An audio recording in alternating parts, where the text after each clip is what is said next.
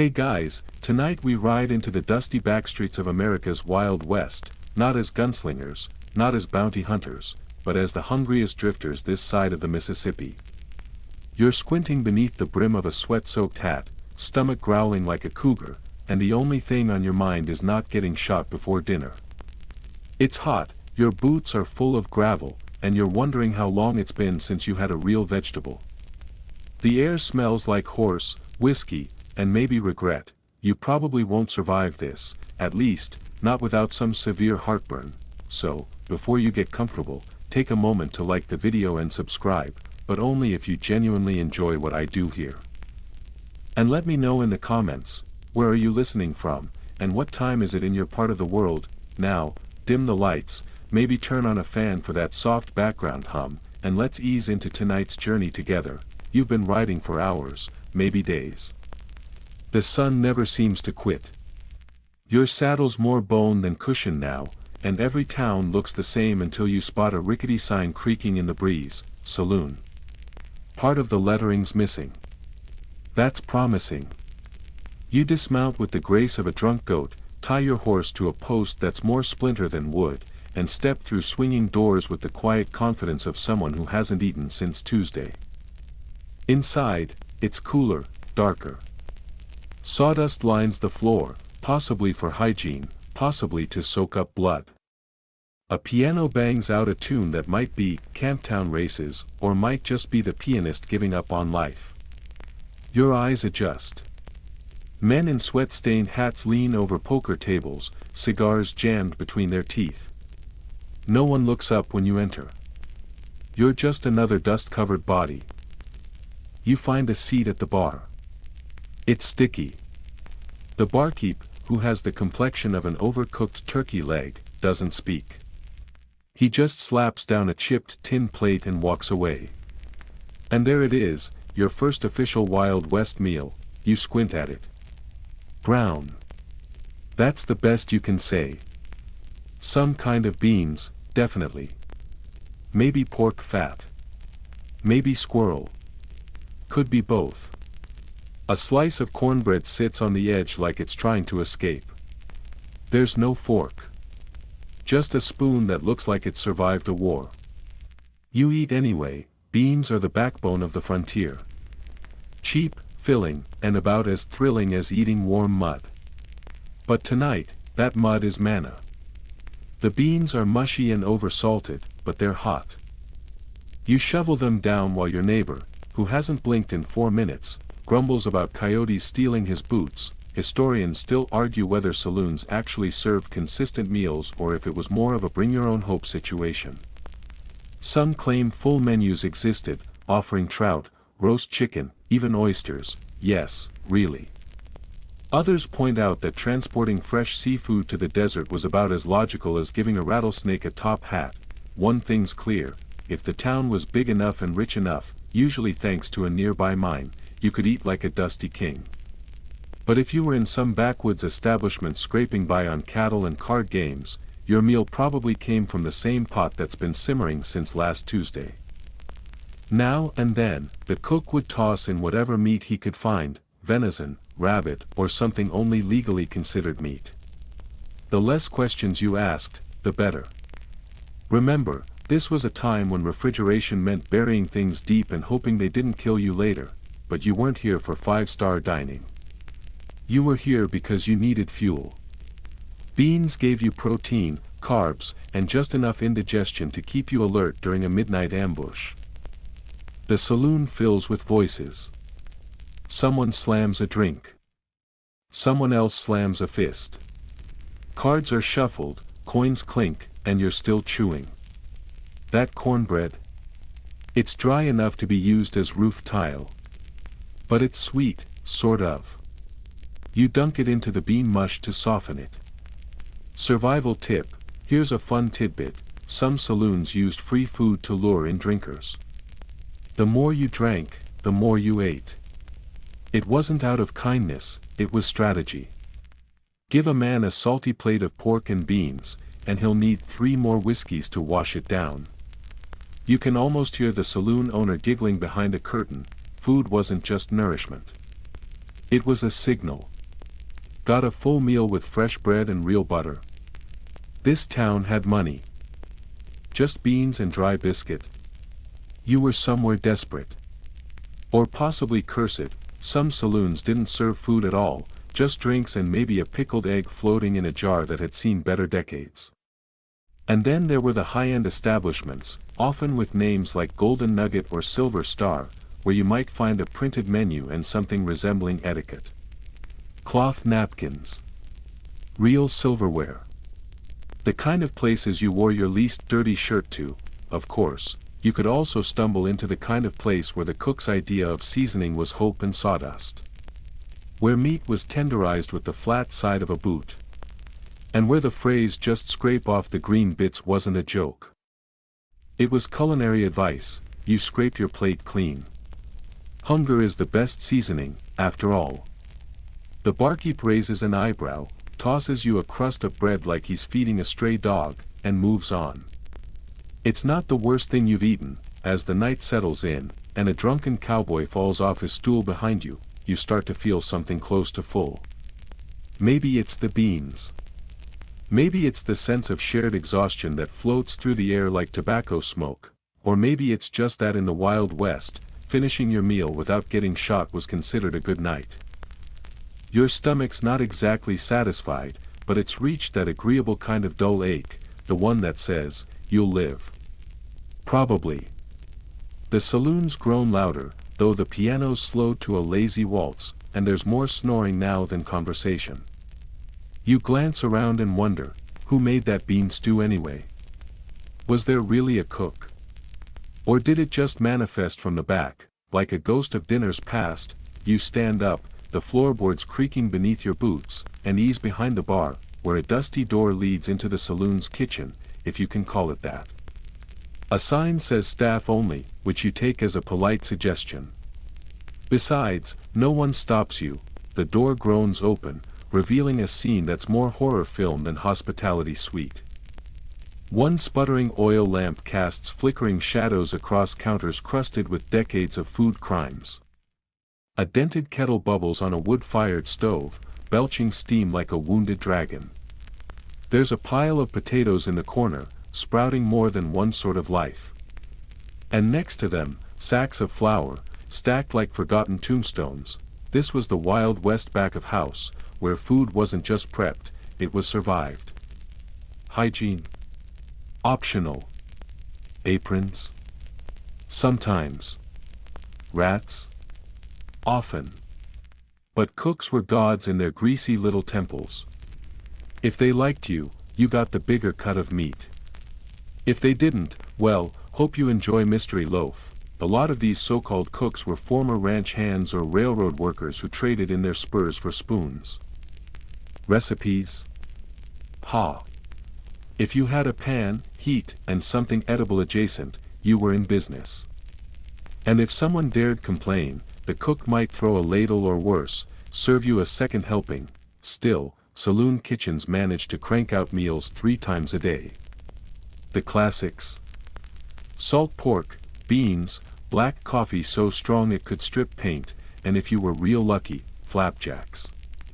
Not pancakes. Flapjacks. Flat, chewy, and suspiciously similar to saddle leather. You'd eat them anyway. Historians still argue whether these meals reflected true frontier innovation or just a complete lack of options. Was the cornbread an adaptation to local grains, or just a flour shortage in disguise? And did anyone ever choose to eat boiled cabbage, or was it simply what didn't rot in the sun? You pick up a tin cup still warm from the stove. Inside is cowboy coffee, ground beans boiled directly in water, usually with eggshells added to settle the grounds. It's thick. It's black. It's angry. You sip it, and your eyebrows instantly try to flee your face. It's terrible, and somehow perfect. This isn't Starbucks. This is survival in a cup. A crusty chalkboard on the wall lists the day's offerings. Beans, pork scrap, day-old stew, no refunds, apple pie, quotes very much included. The apple pie is interesting. In many saloons, pie was a misnomer. Out west, where real fruit was rarer than a polite outlaw, cooks got creative. They used green pumpkins, mashed crackers, or even boiled onions to fake apple filling. Sprinkle in cinnamon and sugar, close your eyes, and lie to yourself. You pull open a wooden drawer and find spice tins labeled with names like salt, probably, and cayenne, might be paprika. Seasonings were precious. Pepper was almost currency. If you had it, you used it sparingly, unless you didn't like your guests. On one counter, there's a bucket of something gelatinous. You poke it. It jiggles menacingly. Maybe aspic. Maybe leftover gravy that's evolved. Either way, you replace the lid and back away respectfully. A creak behind you, someone else enters the kitchen. It's the cook, or at least a person in a stained apron and a 1,000-yard stare. He looks at you like he's deciding whether you're real. You nod. He grunts. The moment passes. With a grunt, he lifts a slab of meat from a burlap sack. Hard to say if it's beef, pork, or something more interpretive. He grabs a cleaver and begins hacking with all the finesse of someone chopping firewood. The rhythm is hypnotic. And slightly threatening. You notice he's adding chunks to a bubbling stew pot that's likely older than he is. That's frontier stew for you, a rolling, never-ending cauldron of meat, fat, vegetables, if available, and secrets. One pot could last for days. Sometimes weeks. Some saloons bragged about how long their stew had been going. Same base since '67, they'd say, as if that were comforting. Here's a quirky little detail. Some Wild West cook swore by coffee gravy, a blend of coffee, meat drippings, and flour, poured over anything from biscuits to boiled beef. It sounds bizarre, but when your taste buds are as sunburned as your skin, anything warm and wet counts as delicious. You lean against a crate labeled potatoes, maybe. Food supplies were shipped by wagon, train, even horseback. And not just staples, luxuries too. Some saloons boasted canned oysters, imported liquor, or even ice blocks wrapped in sawdust, dragged hundreds of miles for the sake of a semi-cold beer. That's commitment, but the real culinary VIP? Lard. It went in everything. Frying, baking, greasing pans. Lard was love. Lard was life. And a heart attack waiting to happen, but no one knew that yet. Historians still argue whether the Wild West diet was as unhealthy as it seems, or if the constant physical labor balanced it out. Sure, you were eating fat, salt, and beans, but you were also riding 20 miles a day and getting into bar fights. Cardio, right? A final glance around the kitchen, and you realize something. It's not just a place to cook. It's a place of improvisation, survival, and very low lighting to avoid seeing what you're eating. Every meal tells a story, even if that story is, oops, we ran out of flour again. You step back into the saloon proper, belly slightly fuller, eyebrows slightly singed from the coffee, and your mind buzzing, not just from caffeine, but from the sheer resilience it took to feed the frontier. Food here isn't glamorous. It's gritty, it's experimental, and it's definitely not inspected by any board of health. But it gets the job done, and sometimes, that's all dinner needs to do. You return to your seat at the crooked saloon table, now accompanied by the scent of singed lard and the undeniable sense that your stomach may be planning a rebellion. You lean back, the creak of wood sounding like a weary sigh, and let your eyes drift around the room again. Only this time, you're not looking at the food. You're looking at the people. Because if the saloon kitchen is where the food got weird, the saloon floor is where the stories got wilder. Wild West saloons weren't just dusty diners. They were social petri dishes, places where cowboys, outlaws, miners, gamblers, traveling salesmen, lonely widows, and desperate preachers all collided under one rickety roof. Each patron brought their own hunger. Not just for food or whiskey, but for something resembling companionship, or at least a chance to win money or lose consciousness. To your left, there's a table of miners still covered in soot, loudly arguing over a card game no one seems to understand, not even them. To your right, a lonesome cowboy slowly sips a glass of rye, looking like he's either about to cry or recite poetry. It's a toss-up. You watch as a mustached gentleman in a bowler hat walks in and gives the barkeep a nod. No words exchanged, just a nod. The barkeep pours a drink without asking. You realize there's a system here, an unspoken saloon etiquette. It's not about what's said. It's about the glance, the gesture. The grunted yep. Historians still argue whether saloons were truly the centers of frontier towns or just convenient scapegoats for every bit of social chaos. But one thing's certain, if something important happened out west, chances are it started, or ended, in a saloon. And they weren't all the same. Far from it. There were basic watering holes, single-room huts with a bar, a few tables, and exactly one kind of liquor.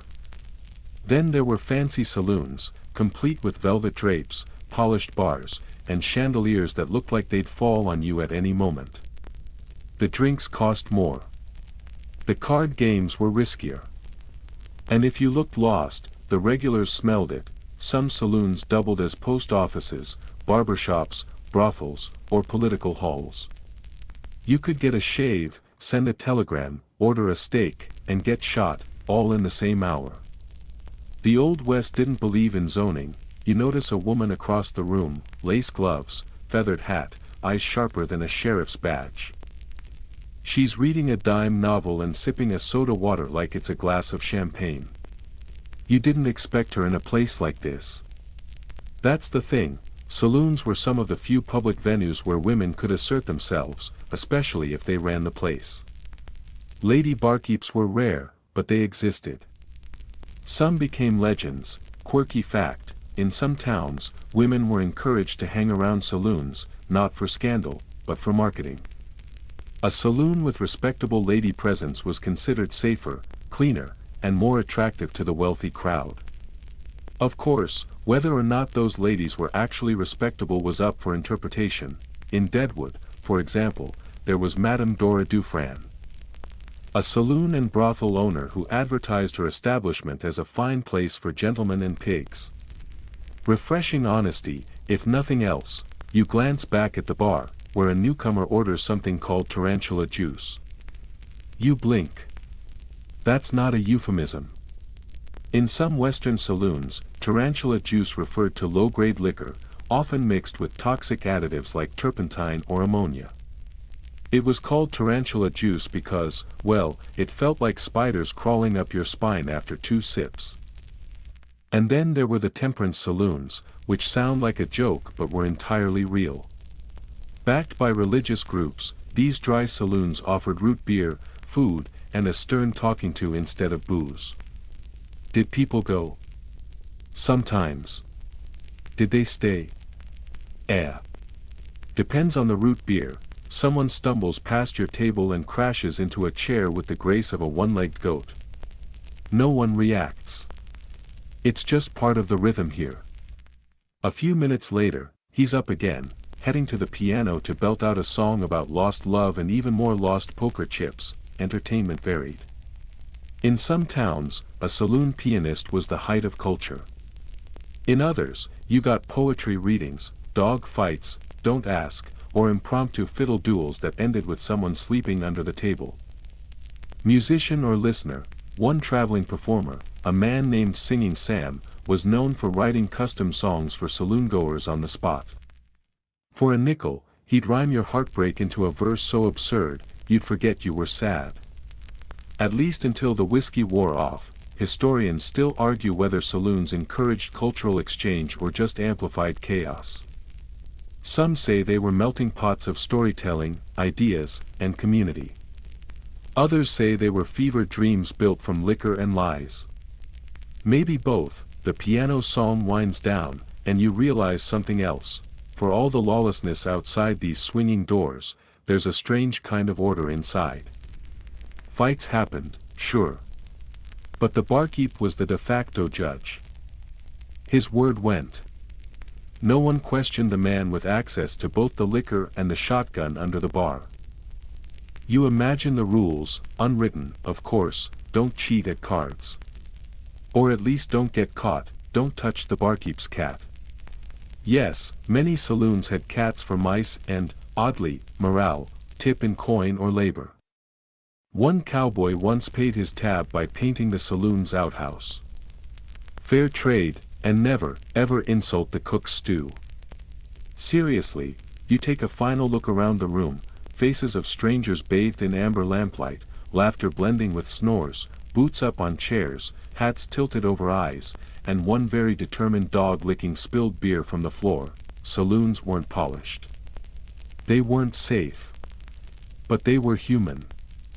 Raw, ridiculous, and rattling with energy. They were the West in a bottle, unlabeled, uncorked, and usually on fire. You yawn. The chair creaks again. Maybe you'll close your eyes for just a moment, right here, amid the music, the murmurs, and the low rumble of a place where civilization met its most chaotic cousin. You wake, not startled, but in that fuzzy, dreamlike state where time loses its grip, and realize someone is sweeping near your boots with a corn broom. You're still in the saloon, the piano's gone quiet, but the energy hasn't left. It's shifted. Mellowed. You catch the scent of something warm and yeasty in the air: bread, maybe? Or hardtack pretending to be bread. Either way, your mind drifts from the strange social soup of the saloon and straight back to its belly, the food. You start to wonder, where, exactly, did all this food come from? I mean, who was crazy enough to supply ingredients to a saloon tucked into the middle of a half-built mining town, 2 mule days from the nearest rail line? The answer: a tangled, dusty supply chain that makes modern grocery logistics look like a sci-fi utopia. Saloons in the Old West didn't have the luxury of same-day deliveries or food trucks. Supplies came in via stagecoach, wagon train, horseback, or, in rare blessed cases, the new transcontinental railroad. But even then, only towns lucky enough to sit near those iron tracks could hope for regular shipments of flour, beans, coffee, and whatever else the cook might mangle into a stew. The rest? Well, they made do. Local sourcing wasn't trendy. It was survival. Cattle provided beef, and not always the best cuts. Chickens, when they weren't stolen or mysteriously missing, laid eggs. Root vegetables like potatoes, onions, and carrots could survive the dusty journey in barrels or crates. Everything else? Dried, salted, smoked, or so thoroughly brined that your tongue considered filing a complaint. You take a sip of tepid water and imagine how rare it once was to drink anything that wasn't alcoholic. In some towns, water had to be carted in, sold by the barrel, dusty and suspect. Ice? That was fantasy.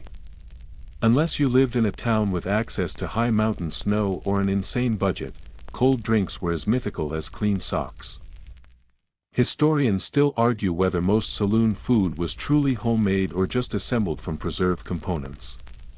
Either way, the results were rarely inspiring and frequently suspicious. Take beans, for example. They weren't just a side dish, they were the dish. Dried pinto or navy beans, boiled forever, served with a dab of pork fat if you were lucky or a dusting of pepper if the barkeep had ideas above his station. It filled you up, kept you regular, and tasted like sorrow. Then there was hardtack. Oh, the hardtack. Imagine a cracker made from flour, water, and spite. Baked into something so dense it doubled as a self-defense tool. Soldiers in the Civil War ate it. Cowboys chewed it like they had a grudge. Saloons sometimes fried it in bacon grease to make it tolerable, though your teeth still weren't safe. You recall hearing one traveler describe it like this: you don't eat hardtack, you negotiate with it. Quirky tidbit: some saloon kitchens use stale hardtack as building material for patching floors or plugging drafty windows. It was that indestructible, and yet, once in a while, saloon food surprised you. Especially when a creative cook came to town. Some were former army chefs, others former prisoners with an odd gift for making squirrel stew taste like a delicacy. They'd spice things up with wild herbs or river-caught fish. You could walk in expecting fried nothing and walk out shocked by something that vaguely resembled flavor. Sometimes, there were regional twists. In Texas saloons, you might find chili, thick, spicy, and suspiciously meat-heavy. In New Mexico, tamales might sneak onto the menu, usually sold by local women who knew that their cooking could outshine anything boiling in the back kitchen. But here's the kicker, saloon menus weren't menus. They were suggestions. Maybe there'd be a chalkboard with the word food on it. Maybe you had to ask, and the answer was, whatever's left.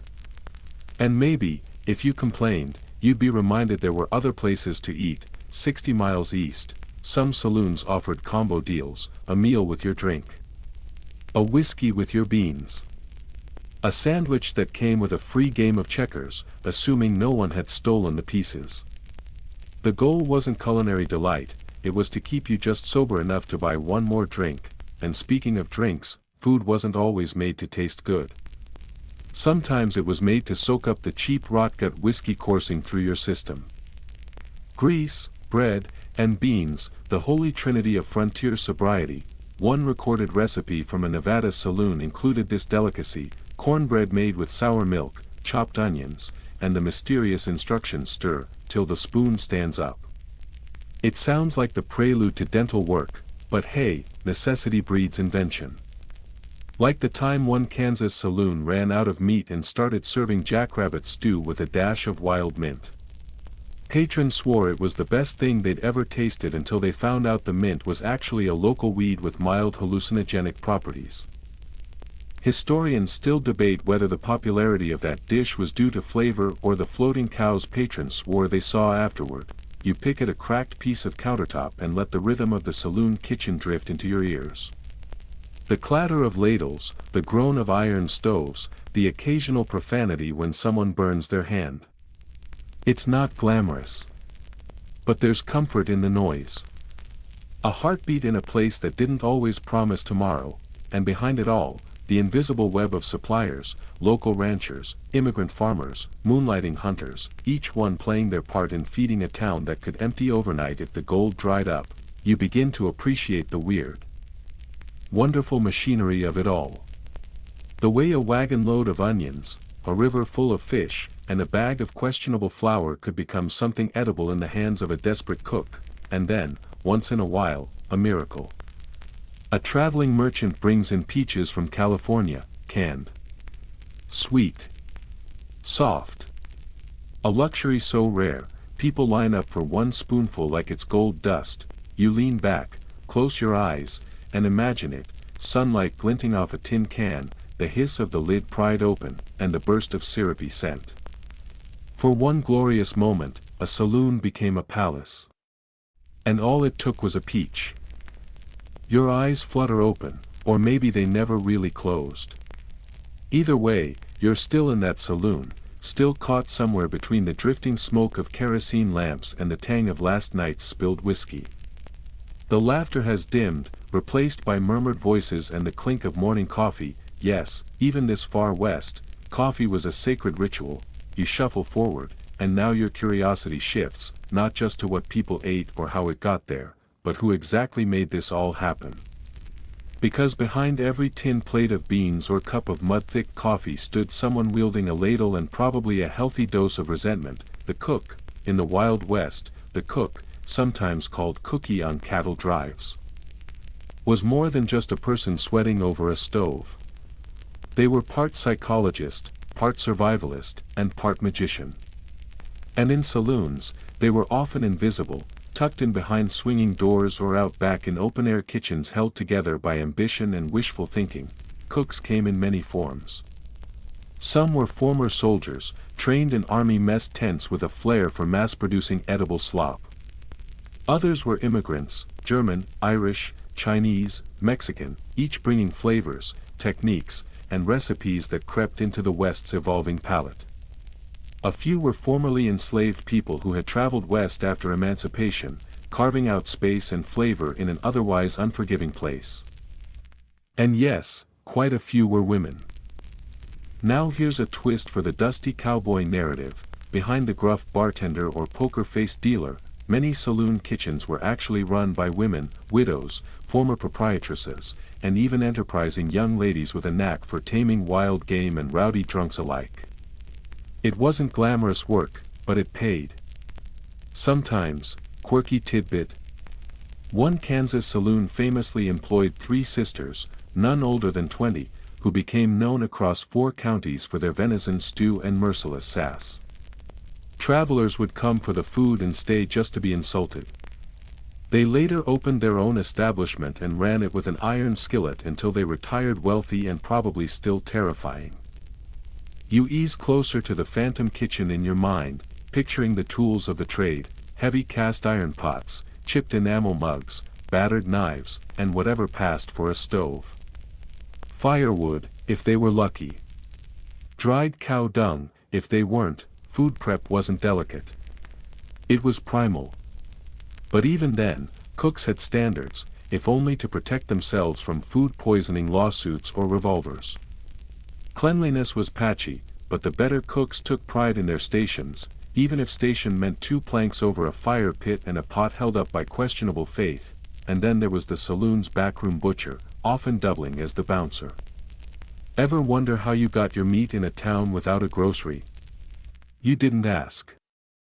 You accepted that steak was probably more gristle than grade A and hoped the cook knew their way around a spice rack or at least salt. Historians still argue whether saloon kitchens had any formal sanitation rules or if "don't kill the customers" was just an unspoken guideline. Most evidence points toward the latter. But if the food was rough, the coffee was religious. Cowboy coffee, as it's known today, was brewed not with care but conviction. Grounds dumped into a pot of boiling water, left to stew until thick enough to float a horseshoe. A pinch of salt or even eggshells might be added to help settle the grounds. Did it taste good? No. Did it keep you awake through a poker game and possibly a shootout? Absolutely. You imagine the cook, still bleary-eyed, stirring the black tar in a dented tin pot, grumbling about breakfast orders while nursing their own hangover. Saloon breakfasts were simple affairs: bacon, biscuits, maybe an egg if the chickens hadn't gone feral. Occasionally, pancakes. Always coffee. And here's something fun: pancakes were often fried in bacon grease, turning them into crispy, salty delights that walked the line between breakfast and poor life decision. If the syrup was real maple, it probably came at $1 a spoonful. More likely, it was molasses, dark, sticky, and strangely addictive. You take a ghostly bite in your imagination, and yeah, it tastes like a week's worth of guilt and a day's worth of calories. Not all cooks were beloved. Some were feared. One notorious Nevada cook, One-Eyed Amos, was so legendarily cranky that saloon patrons would leave tips before ordering, just to avoid his wrath. His beef stew was famous, but no one ever saw what went into it. A popular theory included expired mule meat and a secret stash of dried mushrooms. No one dared ask. Still, when a good cook graced a saloon, word spread like wildfire. A dusty little outpost could become a waypoint simply because of its beans or its pies. Yes, pies. Don't be fooled. If a cook had access to flour, lard, and maybe a can of peaches or a scoop of dried apples, pie was on the table. And for hungry miners, it might as well have been manna. One documented case from Deadwood describes an entire bar brawl erupting over the last slice of cherry pie. 2 black eyes, 1 broken nose, and the pie never made it out alive. So, what did these unsung kitchen heroes earn for their trouble? Not much. Some were paid in room and board. Others earned a few dollars a week, plus whatever tips the bartenders felt generous enough to share. And of course, there were bonuses: a bottle of whiskey, a pouch of chewing tobacco, or the occasional break from dish duty when the new guy messed up. Historians still debate how many saloon cooks left behind recipes, but oral histories suggest many dishes passed down through memory, grandparents remembering the best chili they ever had or the biscuits that made a dusty saloon feel For 1 second, like home, you lean into that feeling. The quiet pride of a cook who gets it right. Who wrangles fire, fury, and questionable meat into something that makes a stranger say, "Damn, that's good." And as you drift, you catch one last imagined scene, a cook, sleeves rolled, face smudged with ash, slipping a plate across the counter to a tired traveler. No fanfare. No menu. Just a nod, eat. You smile. Because somehow, even in the roughest towns, with the wildest nights and the worst plumbing imaginable, someone was always making sure there was food on the plate. You're still here, sitting at that dusty saloon table, belly full of imaginary pie and brain swirling with the aroma of wood smoke, bacon grease, and black as night coffee. But tonight's not just about what landed on your plate. No, now we slide under the swinging doors again, deeper this time, into the weird, wonderful mechanics of how that food got here in the first place, because let's be honest, no one grows peaches in the middle of a Nevada boomtown, and cows don't usually volunteer for the honor of becoming jerky in the middle of July. So how, exactly, did Wild West saloons keep food flowing through the front doors without the convenience of refrigerated trucks or 24-hour delivery apps? It starts with a wagon. Always a wagon. You can almost hear it creaking through the distance, wheels wobbling, axles groaning, canvas flapping like tired lungs. These were the backbone of Western logistics. Driven by teamsters, who were basically the stressed-out long-haul truckers of the 1800s, these supply wagons brought in everything from barrels of flour to canned oysters. Yes, oysters. Let's pause there. You're in a saloon in Arizona. The air is dry enough to crack your lips in seconds. Yet someone walks in and orders a plate of oysters. Raw. Not quite. But tinned and briny? Absolutely. Because, believe it or not, canned seafood was a luxury import that found its way west thanks to the miracle of tin cans and desperate cravings for anything that didn't moo or squawk. It wasn't just oysters. Sardines, tomatoes, peaches, condensed milk. If it fit in a can, someone in a saloon probably served it. And while it might sound modern, the canning process had been around since Napoleon's time, though the technology was clunky. Think thick steel cans, can openers that could double as weapons, and the occasional oops, where you opened your meal to discover it had died twice. Still, those preserved goods were godsends. You imagine the teamster unloading crates in the midday heat, brushing flies away as the saloon owner checks inventory. Flour? Check. Salt? Always. Beans? You bet your chapped lips. Beans were everywhere. Dried by the sackload, they were cheap, versatile, and almost impossible to ruin, unless your cook tried to get fancy, in which case someone was probably walking out in protest. But not everything came in neat little cans. Fresh goods had a more tragic story. Fruits and vegetables were rare gems, often arriving bruised and wilted from long journeys. Apples might survive. Potatoes, if stored in the right conditions, could last for weeks. Onions? Well, those things are practically immortal. Historians still argue whether most produce actually made it west intact or whether the concept of fresh was more philosophical. Then there were the local suppliers. You didn't need to import everything. Many saloons struck deals with nearby ranchers or farmers, assuming the saloon didn't own a little livestock itself. Chickens were common, goats, occasionally. Pigs? If you had the room and a strong stomach, you imagine a saloon owner heading out back, broom in hand, to chase a rogue hog that got into the pantry again. If you listen closely, you can almost hear the snorting. Another major food source. Hunters. Local trappers and sharpshooters who brought in game meat, rabbit, deer, quail, and, in a few notorious instances, rattlesnake. That's right, snake was absolutely on the menu. Fried, stewed, or, if you were extremely unlucky, served fresh as a bar dare. Apparently, it tastes like chicken. But then again, everything tastes like chicken if you cook it in enough lard. The cook would usually butcher the catch out back, though that word's being very generous. A hatchet and a prayer, more like it. And where there was meat, there had to be preservation. Without ice or refrigeration, saloons turned to the holy trinity of frontier preservation: drying, salting, and smoking. Jerky became a staple: beef, bison, venison, even jackrabbit. It was tough as a boot heel but lasted forever and paired well with alcohol, which conveniently dulled your jaw pain. Salt pork was also everywhere.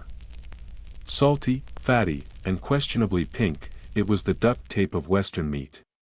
Fry it, boil it, stew it, just don't eat too much if you value your arteries. You rub your eyes, maybe from the imaginary salt or maybe from the mental image of an Arizona bartender explaining the difference between fresh sausage and just found this in the root cellar. Oh, and we haven't even gotten to the flour. Flour was life. It came in enormous sacks, 50, sometimes 100 pounds, and was used for everything: biscuits, pancakes, bread, if you had yeast, and as a thickener for gravies that desperately needed help. That sack might be stored in the corner of the saloon, next to the poker table, gaining a touch of cigar ash with every passing hand. Did things spoil? Absolutely. Were there pests? Let's just say that if you didn't check your flour for weevils, you were either an optimist or already drunk. Some cooks sifted it. Others didn't bother. If it was getting boiled anyway, what's a little extra crunch? Historians still debate how much the average saloon relied on local versus imported food. But most agree, it was a chaotic, semi-improvised, often disgusting balancing act, and while food was rarely wasted, it was often repurposed. That soup of the day. Probably made from last night's stew, thinned with water, thickened with flour, and flavored with whatever looked the least moldy. You didn't ask questions. You just added a pinch of pepper and hoped for the best. Even bread got a second life. Stale loaves became pudding, croutons, or in some cases, an improvised doorstop. Resourceful? Yes. Sanitary? Meh, but amid all the dust and guesswork, there were moments of real brilliance. A miner's wife might send over a crate of preserves. A Chinese grocer down the street might supply dried mushrooms or 5-spice powder. A local woman might bake pies and trade them for whiskey. The frontier menu was an evolving beast, and somehow, it worked. You settled deeper into your imaginary chair, picturing a backroom filled with barrels, crates, ropes of onions, hanging meat, and sacks of mystery powder someone swears is cornmeal. The saloon pantry wasn't organized so much as it was layered. Like a geological dig, with each level representing a different week of chaos, and still, people ate. Travelers, outlaws, ranchers, gamblers. They came for drinks, for cards, for fights, but they always needed food. Somehow, someway, someone made it happen, and as the night settles deeper around you, you feel it, that weird, warm appreciation for the human ability to turn nothing into something, even if that something was snake stew and 2-week-old biscuits. You're still there, belly pressing against a too-tight belt you didn't even know you were wearing. You can hear the clink of dishes being cleared and the crackle of a hearth fire dying down in the corner of your imagination. But if you think the meal was the end of your Wild West saloon experience, oh no, now comes the real performance. Because food wasn't the only thing on the menu.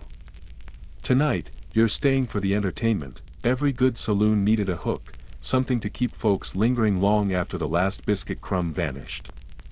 And in the lawless, dusty towns of the frontier, that entertainment came in many forms: rowdy, ramshackle, slightly off-key, and completely unforgettable.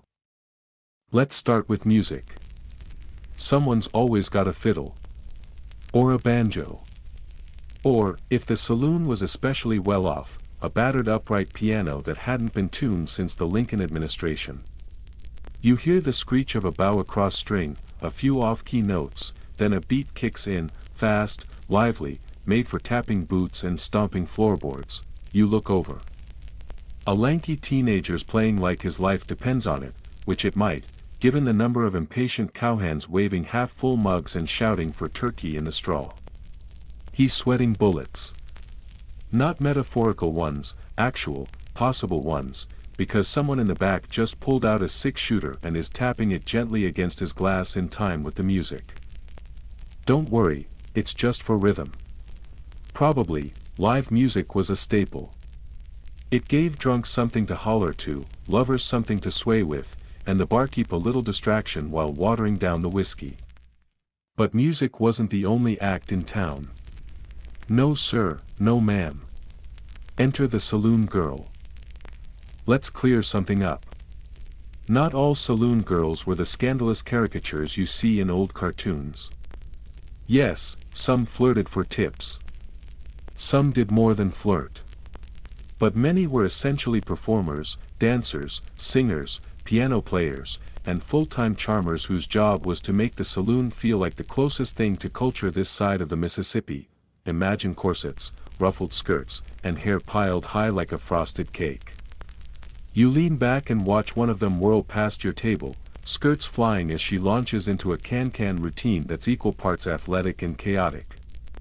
Her boots kick so high they nearly knock a lamp off the ceiling beam. Applause breaks out. Someone tries to join in and falls off their chair. Business as usual, saloon girls didn't just perform, they worked the room. They poured drinks, played cards, chatted up strangers. Some were hired for their charm. Others were part of traveling acts, vaudeville performers who did short stints before moving on to bigger, or at least less splintery, stages. Historians still argue whether saloon girls were victims of exploitation or savvy entrepreneurs navigating a rough economy with a limited toolkit. Probably both. But one thing's certain, they were central to the experience. No rowdy saloon in Dodge City or Deadwood felt complete without the clack of heels on wood and a voice belting out something half French, half nonsense, and then there were the traveling shows. You picture a wide-eyed crowd gathered at the rear of the saloon, tables shoved aside to make room for a makeshift stage. A velvet curtain, well, maybe just an old quilt, hangs from a beam. A poster outside promised a magician. What you get is a man in a moth-eaten coat pulling a pigeon from a hat and sweating bullets as his rabbit refuses to cooperate. The crowd loves it. Or maybe it's a ventriloquist. Or a storyteller who spins tales of lost gold mines, sea serpents in Lake Tahoe, or haunted train tunnels. Was any of it true? Definitely not. But you listen anyway, eyes wide, because it beats another hand of poker, card tricks, shadow plays, burlesque routines, even a trained chicken that pecks out Yankee Doodle on a toy piano. Yes, that was a real act that once toured Western saloons. Fringe performers were a lifeline for towns starved of novelty, and saloons were more than happy to give them a stage. If you were lucky, you'd catch a troupe rolling through with something bigger, a play, a musical number, a sketch comedy act featuring fake mustaches and deeply questionable accents.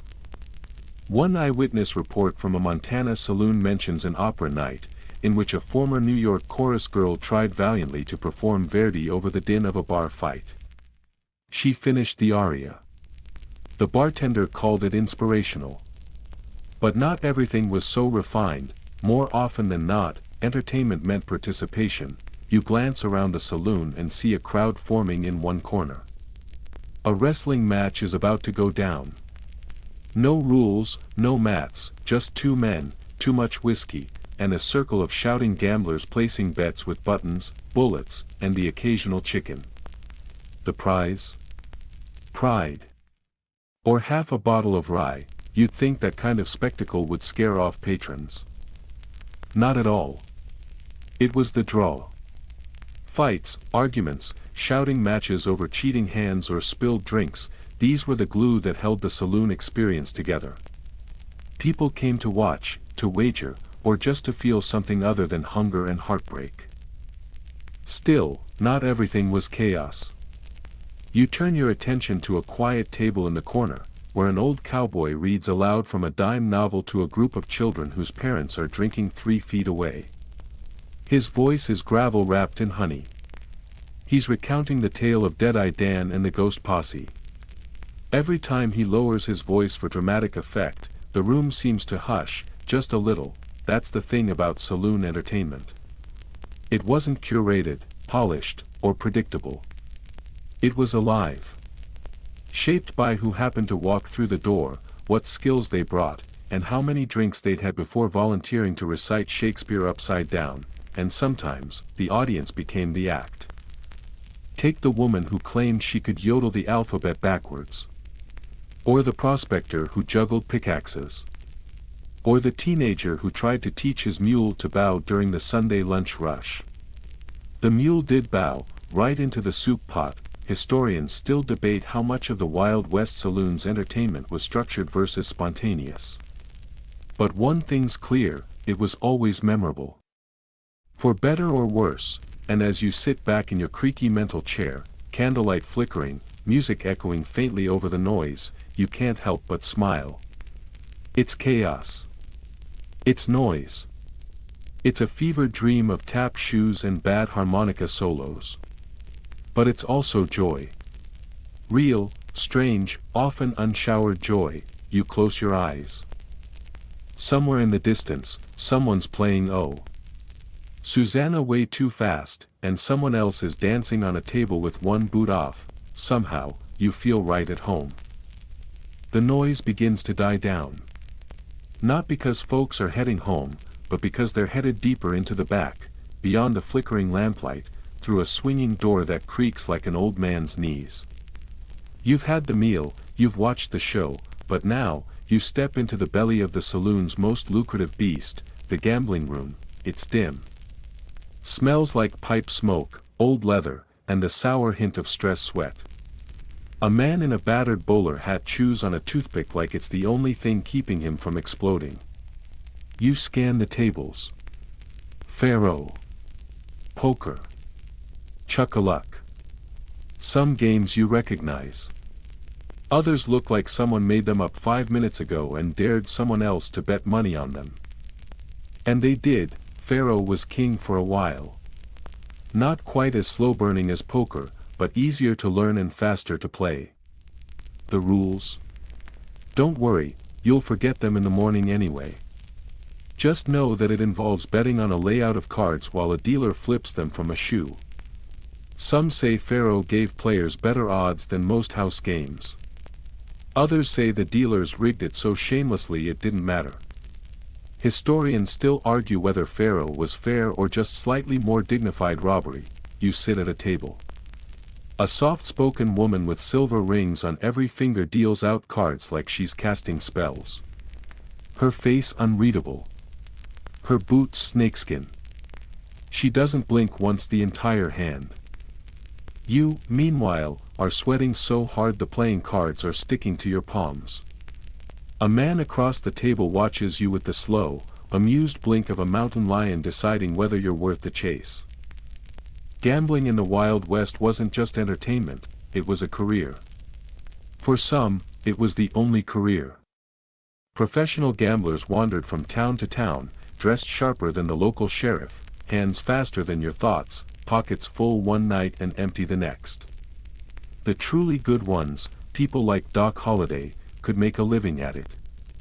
Most couldn't, and boy, did the saloons make bank off that. These weren't smoky dens tucked in dark alleys.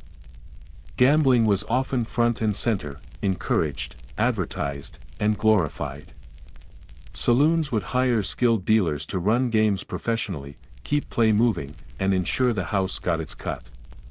Some even hired security, not to stop cheating, but to prevent the more stabby types of disputes, because disputes were common. You don't bet your last silver dollar on the Queen of Hearts without feeling something. And when you lose, especially to a man with an obvious tell and an impossible hand, those feelings don't always stay inside. Open debates about cheating were common. Cheating itself? Also common.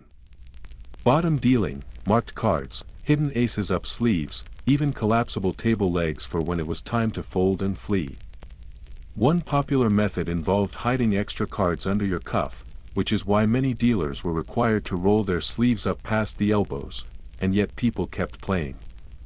Because sometimes, it paid off. You look over at a table where a young man has just won a massive pot, enough coins to build a fence or buy a small, sad-looking horse. He's grinning like he just kissed a preacher's daughter. He orders drinks for the whole table. 2 hours later, he's lost everything and is washing dishes out back. That's just Tuesday. But poker, that's the game that's stuck. You pull up to a table and watch as two grizzled men stare each other down over a pot that includes money, a gold pocket watch, and, confusingly, a jar of pickles. Texas Hold'em didn't exist yet. Most games were 5-card draw, sometimes stud. Bluffing was an art, but also a gamble, because if your opponent had a short temper and a quicker draw, that bluff could be your last. One story, possibly true, possibly saloon myth, tells of a man in Nevada who bluffed his way into ownership of the saloon itself, only to lose it an hour later when the owner's wife joined the game and called his bluff with a full house. Historians still argue whether she planned that or just had amazing luck. You pass a smaller table in the corner where 3 miners are playing with pebbles instead of chips. They're using them as currency, you realize, because they're betting rights to a claim, not legal rights, of course, just first dibs on a patch of ground they haven't even visited yet. You wonder how many fortunes started, or ended, with a casual hand like that, and while we're at it, let's not forget the stranger games. Chuck-a-luck, a game involving dice and a cage that looks like someone tried to reinvent bingo using farm equipment. You place bets on numbers, spin the cage, and pray to the gods of probability. Or the bartender. Then there's Monty, 3-card Monty, the con man's classic. You watch as a slick dealer shuffles 3 cards around with hypnotic speed. The mark points to 1. Wrong. Again. Wrong. A third time. Nope. You realize, with some grim delight, that it was never winnable. The real entertainment is watching the poor guy figure that out. Some saloons even had will games, think early roulette, but more rickety. There's a wheel painted with crude numbers, and a wooden ball that bounces with all the grace of a frightened cricket. Someone wins. Everyone else groans. The wheel keeps turning, and of course, every now and then, things go sideways. A man accuses another of cheating. The room tenses. The piano player stops mid-chord. You brace for the bang. But instead, the accused stands up, looks the man in the eye, and throws a dead fish at him. Why did he have a fish? Nobody knows. It's the Wild West. Not every saloon allowed gambling. Temperance-minded owners or religious towns might ban it outright. But in the rougher parts, the boom towns, the mining camps, the places with more bottles than Bibles, it was a key source of revenue and social glue. Some towns even taxed it, turning vices into public funds, and every gambler, whether grifter or genius, knew that a lucky streak could turn a nobody into a legend. Or a legend into a cautionary tale. So here you are, chips dwindling, dreams crumbling, holding a pair of 8s like it's the Holy Grail. You lay your cards down. The table groans. You win. The pot slides toward you in a shower of coins, buttons, and someone's IOU scrawled on a playing card. You grin, for now. The game isn't over. In the Wild West saloon, the house always wins, eventually.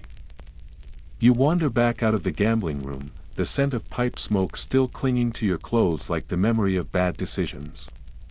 Your ears are ringing from laughter, cheers, and the occasional bang of a chair tipping over. But just as you're about to settle at the bar again, you hear something faint, music, but not from the honky-tonk piano this time. It's coming from upstairs. From behind one of the many doors that line the balcony, each one numbered, some slightly ajar, some already closed for business. Welcome to the upstairs of the saloon. You're not here to gamble anymore, at least, not with cards. You're here to meet the women who work the saloons. Not just dancers. Not just waitresses. But the legendary, complicated figures known as soiled doves. Don't worry, no need to blush. We're keeping it PG-13. The women upstairs went by many names: soiled doves, painted ladies, saloon girls, dance hall girls, boarding house girls. Each title told you something about what they did, or what people assumed they did. Historians still argue whether these women were primarily entertainers, informal therapists, or businesswomen stuck in the only system that would have them. You climb the staircase slowly, the wood groaning under your boots. The velvet wallpaper, faded and patched, tries to scream luxury but mostly whispers mildew and old perfume. A chandelier overhead sways slightly, catching the light and spinning it like a drunk ballerina. Each room holds its own world. Some of these women simply rented space upstairs and offered conversation, drinks, maybe a few dances, always for a price. Others worked in cribs, small one-room spaces often barely wide enough for a bed and a trunk. Many lived and worked in the same spot, entertaining lonely miners or cowboys in need of someone to listen. Or, more often, someone who wouldn't. You lean over a balcony railing, looking down at the saloon below. The bartenders still pouring whiskey. The card tables still shuffle on. But up here, time slows. The noise fades. It's just you and the quiet murmur of voices behind closed doors, and the soft creak of footsteps, yours or someone else's. Some women here had tragic stories. Runaways, orphans, widows. And others came west by choice, believing they could make more money in a few months out here than a year's worth of sewing in the city. And they weren't wrong. Saloon work could be surprisingly lucrative, if also incredibly dangerous. Saloons paid well for women who could entertain, pour drinks, and keep customers happy enough to stay and spend. A good dance hall girl might earn a commission on every drink a man bought her, though more often than not, the drink she sipped was little more than colored sugar water, while the guy drank the real deal. You gotta admire the hustle, and yes, some women also worked as prostitutes. But not all. And not in every saloon. In fact, saloons ran the spectrum, some clean and tightly managed, others barely 2 steps away from brothels. Some towns passed ordinances to regulate the upstairs business. Others just looked the other way. Depends on the town. Depends on the sheriff. Depends on the mood. What's undeniable is that these women were both central and marginalized. Everyone knew them. Everyone judged them. Everyone needed them, especially in boomtowns with 600 men and maybe 5 women. You see why a smile could go for gold. Literally, many of the women formed tight communities, looking out for one another. If a girl went missing, the others noticed. If a client got violent, word spread. Saloons that treated their women poorly gained reputations fast, and not the good kind. Even the roughest cowpoke didn't want to be known as the guy who got banned from the lucky lady for starting trouble upstairs. You step past one open door. Inside, a woman in a faded feather boa sits at a vanity brushing her hair. She looks at you in the mirror, not startled, just curious. Maybe even bored. She asks if you're buying her time, and when you shake your head no, she shrugs, says suit yourself, and goes back to brushing. You catch a whiff of rose water as you leave. Not all the women upstairs worked independently. Some were part of a larger operation, managed, controlled, sometimes abused. Others ran their own small businesses from those rooms, complete with personal rules, regulars, and even ledgers. One historical account describes a woman who used her earnings to fund a boarding school for girls back east. Another reportedly wore pearls every day, no matter what, just to remind herself she was still her mother's daughter. Then there were the entertainers, saloon singers, dancers, even actresses who performed quick sketches for the crowd below before retreating to the more exclusive, better-paying private stages upstairs. The audience up here? Wealthy miners, traveling salesmen, or just someone who wanted to feel special for a night. These women had to be witty, sharp, fast-talking, and fast-thinking. It was showbiz, frontier style, of course, nothing gold stays gold for long. Many of the women aged out of the business quickly. A few married customers, some for love, some for survival. Others became madams and ran their own saloons or boarding houses. But most? They disappeared. Left town. Changed names. Took secrets with them. We know surprisingly little about many of them. Historians still argue whether that's due to shame, stigma, or simply the quiet power of choosing anonymity. You reach the end of the hallway now. A locked door bars your way. Behind it, you hear faint music, maybe a violin, maybe a gramophone, maybe just your imagination. Whatever it is, it's oddly soothing. You turn around and descend the stairs again, passing framed portraits of long-forgotten women, their faces frozen in flirtation or defiance. One has a birthmark under her eye like a permanent teardrop. Another wears a top hat and smokes a cigar like she owns the place. And maybe she did. Back on the saloon floor, the energy hits you like a wave. After the quiet upstairs, it's almost overwhelming. But now you understand.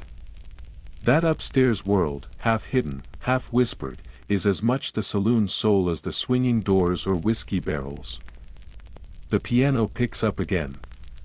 A new face behind the bar nods at you. Someone's passed out on a table using a deck of cards as a pillow. Business as usual, but you know better now. You've seen what's behind the curtain, or at least behind the wallpaper door. You step outside into the crisp air, the smell of pine and dust mixing in a way that somehow feels more honest than the thick smoke inside. It's getting late, but the town doesn't sleep, not really. The saloon's glow still spills onto the wooden sidewalks, the sound of piano and laughter leaking into the cool night. But your mind drifts now, thinking about the food. Yes, food, because while the Wild West is known for gunslingers and gold rushes, the grub served at saloons was just as important, if maybe a little less glamorous. You settle onto a creaky bench near the hitching post, the wood rough against your coat, and start peeling back the layers of what was actually on the plates in these lively watering holes. You might imagine thick steaks sizzling on the grill or fancy French dishes prepared by chefs in tall hats, but the reality was often simpler, and sometimes downright strange. Saloons weren't just places to drink and gamble, they were vital community hubs. Food helped keep folks around longer, especially miners, ranchers, and travelers needing something hearty after a long day of work or riding. But the menus weren't standardized. Some places offered more variety than others, but overall, the fare reflected what was available, affordable, and easy to prepare in bulk. Meat was king. Beef, obviously, since the West was full of cattle ranches, steaks were popular, but you'd also find ribs, sausages, and the less glamorous beef tongue or tripe if you were unlucky. If the saloon had a cook with a bit of ambition, maybe a roast or a pot of stew would simmer all day, thick with whatever vegetables were on hand, usually potatoes, onions, and carrots. Bread, usually simple white or cornmeal, was a staple. Cornbread was favored in the South and Southwest. Biscuits and gravy were more common in Eastern-influenced towns. The bread was essential to soak up gravy or any meat juices, the unofficial mop of the West. Beans were everywhere, too, often stewed with salt pork or bacon. Not the kind of beans that make you want to dance the next morning, but a filling source of protein and fiber nonetheless. Vegetables? Well, they were limited.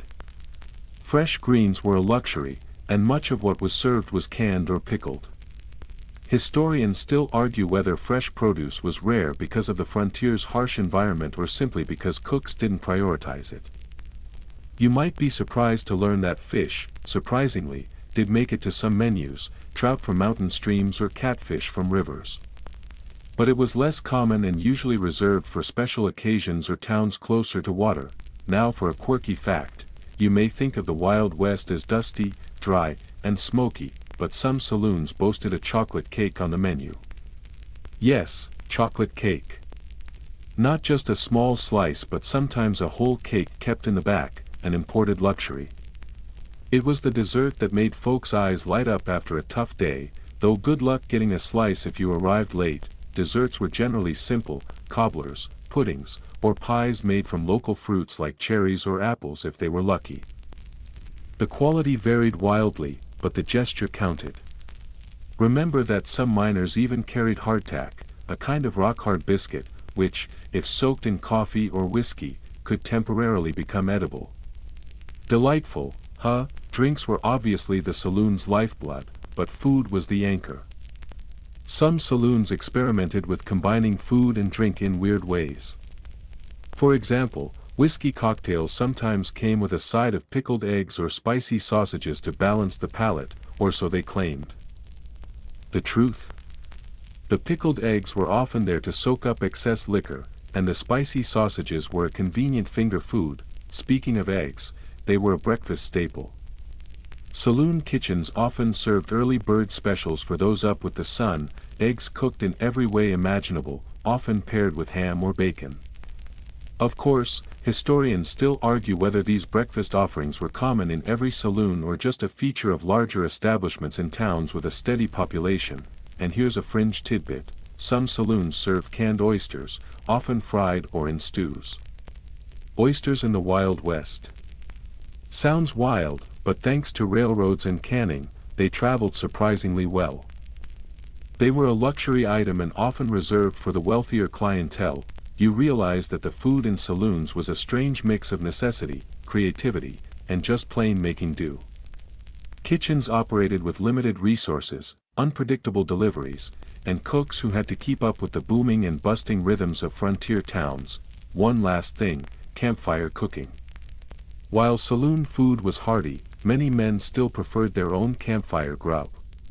Cooking over an open flame gave meals a smoky, earthy flavor that the saloon couldn't replicate.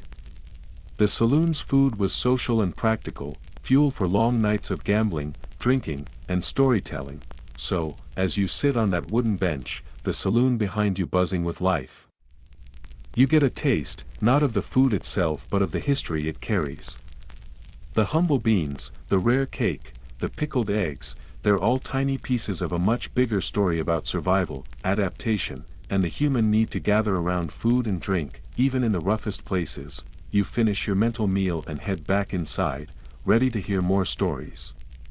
After all, the Wild West isn't just about shootouts and gold. Sometimes, it's about what's on your plate. You ease back into the saloon's dim glow, where the piano's ragtime tune flickers like a heartbeat through the smoke-heavy air. You find yourself thinking about the people behind the bar, the barkeeps, who were more than just drink pourers. These folks were the social media managers, counselors, and occasionally, the town's peacekeepers. Their roles shaped not just the vibe, but also the food and drink you just mused about. The barkeep was the nerve center of the saloon. You probably picture a gruff guy in a vest, wiping down the counter with a stained rag while eyeing every patron suspiciously. That's not wrong, but the reality is a bit more complex. Some barkeeps were sharp businessmen. Others charming hustlers, and a few downright colorful characters who left their mark on history, like Kate Elder, a famous woman barkeep who defied gender roles and commanded respect in her own rough-and-tumble way. Barkeep duties included juggling drink orders, managing tabs, yes, they ran credit, breaking up fights, and yes, often serving food. They had to be quick on their feet and even quicker with their wits. The bar itself was a stage where social dynamics played out: who got the best whiskey, who was cut off, and who was allowed to linger. Speaking of whiskey, it wasn't just a drink. It was the currency of the West. Some barkeeps kept secret recipes for their own house whiskey blends, mixing in herbs or spices to stand out. The quality varied widely. Sometimes it was barely more than high-proof alcohol with a kick strong enough to raise the dead. Historians still argue whether some saloons deliberately watered down liquor to increase profits or genuinely had no choice because of supply issues. And here's a quirky fact: some barkeeps served firewater that came with a literal fire. They'd light a shot on fire before handing it over, making the drink both a spectacle and a dare. It was a way to entertain customers and add a bit of danger to an already dangerous drink. The barkeep also curated the food menu, or at least influenced it. Many saloons didn't have a dedicated kitchen, the barkeep coordinated with cooks or prepared simple fare themselves. You might get a plate of pickled eggs, a bowl of stew, or a slice of pie, all served on chipped enamelware, adding to the gritty charm. Now, consider the women of the saloon, the dance hall girls, entertainers, and sometimes the proprietors. Some barkeeps were also the owners, running the show with a mix of toughness and savvy. Women like Dora Dufran made a career managing saloons, hiring performers, and dealing with the often rowdy clientele. Their role challenges the stereotype that saloons were strictly male domains. A lesser-known tidbit, barkeeps sometimes doubled as postal agents, handling mail and messages for patrons who were isolated by distance and poor communication infrastructure. This added a surprising community service aspect to their role. The bar itself was often a social equalizer. Miners, cowboys, lawmen, and gamblers mingled in close quarters. Barkeeps had to read the room constantly, knowing when to cut someone off or when to keep the drinks flowing for the sake of peace. This delicate balance sometimes escalated into barroom brawls, but more often kept a fragile order. Historians still debate the extent of barkeeps' involvement in local politics and law enforcement. Some acted as informal advisors or spies, reporting on patrons to sheriffs or judges. Others were deeply involved in less lawful dealings, like running gambling tables or selling illegal liquor during dry spells. Speaking of gambling, barkeeps sometimes hosted or oversaw card games and dice tables, which brought in extra income but also extra trouble. The bar was where fortunes were won and lost, sometimes in the blink of an eye, and occasionally with a hidden ace up someone's sleeve. So, next time you picture a Wild West saloon, think beyond the swinging doors and the whiskey glasses. Think about the barkeep, part bartender, part referee, part businessman, and part community hub. They were the heart of the place, making sure that food, drink, and stories flowed in equal measure. You take a slow sip of your imaginary whiskey, feeling the warmth spread, and listen closely to the piano, knowing that the barkeep story is just one layer of the saloon's rich, smoky tapestry. You lean back against the worn wooden bar, the faint scent of spilled whiskey and sawdust filling your nostrils like an old, familiar blanket. Around you, the low murmur of conversations blends with the piano's offbeat tune, punctuated now and then by the clink of glasses, the scrape of boots across rough floorboards, and the occasional burst of laughter. You can almost feel the dust motes lazily drifting in the shafts of late afternoon light streaming through grimy windows. Your mind drifts to the music itself, the lifeblood that kept the saloon's spirit alive, even after the last drink was poured and the last card was dealt. Music in the Wild West saloon wasn't just background noise. It was the pulse that kept the crowd alive, the signal that things were heating up, or sometimes the only comfort after a long, lonely day on the frontier. Pianists and fiddlers, sometimes both, filled the air with rousing jigs, melancholic ballads, or fast-paced reels. The music shaped the mood, coaxing cowboys onto the dance floor or setting a quieter, more reflective tone during slower hours. It was a living, breathing part of the saloon's atmosphere. The piano was king here. Most saloons had one, often battered and scarred from years of relentless use and occasional misuse. Think spilled whiskey, the occasional fist fight ending near the keyboard, or a player pounding on keys with frustration. Sometimes the keys stuck or even popped out, but the piano's presence marked the saloon as more than just a place to drink. It was a center of culture, ambition, and community. It was also a symbol of status, showing that the saloon's owners were serious about drawing crowds. You might picture the pianist as a trained musician, elegantly playing popular tunes from New York or Boston. But the reality was often far more colorful. Some pianists were polished professionals, having come west with dreams of fame.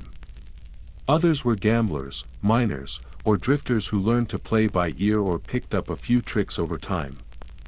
Many played improvised tunes, adapting songs to the tastes and moods of their patrons.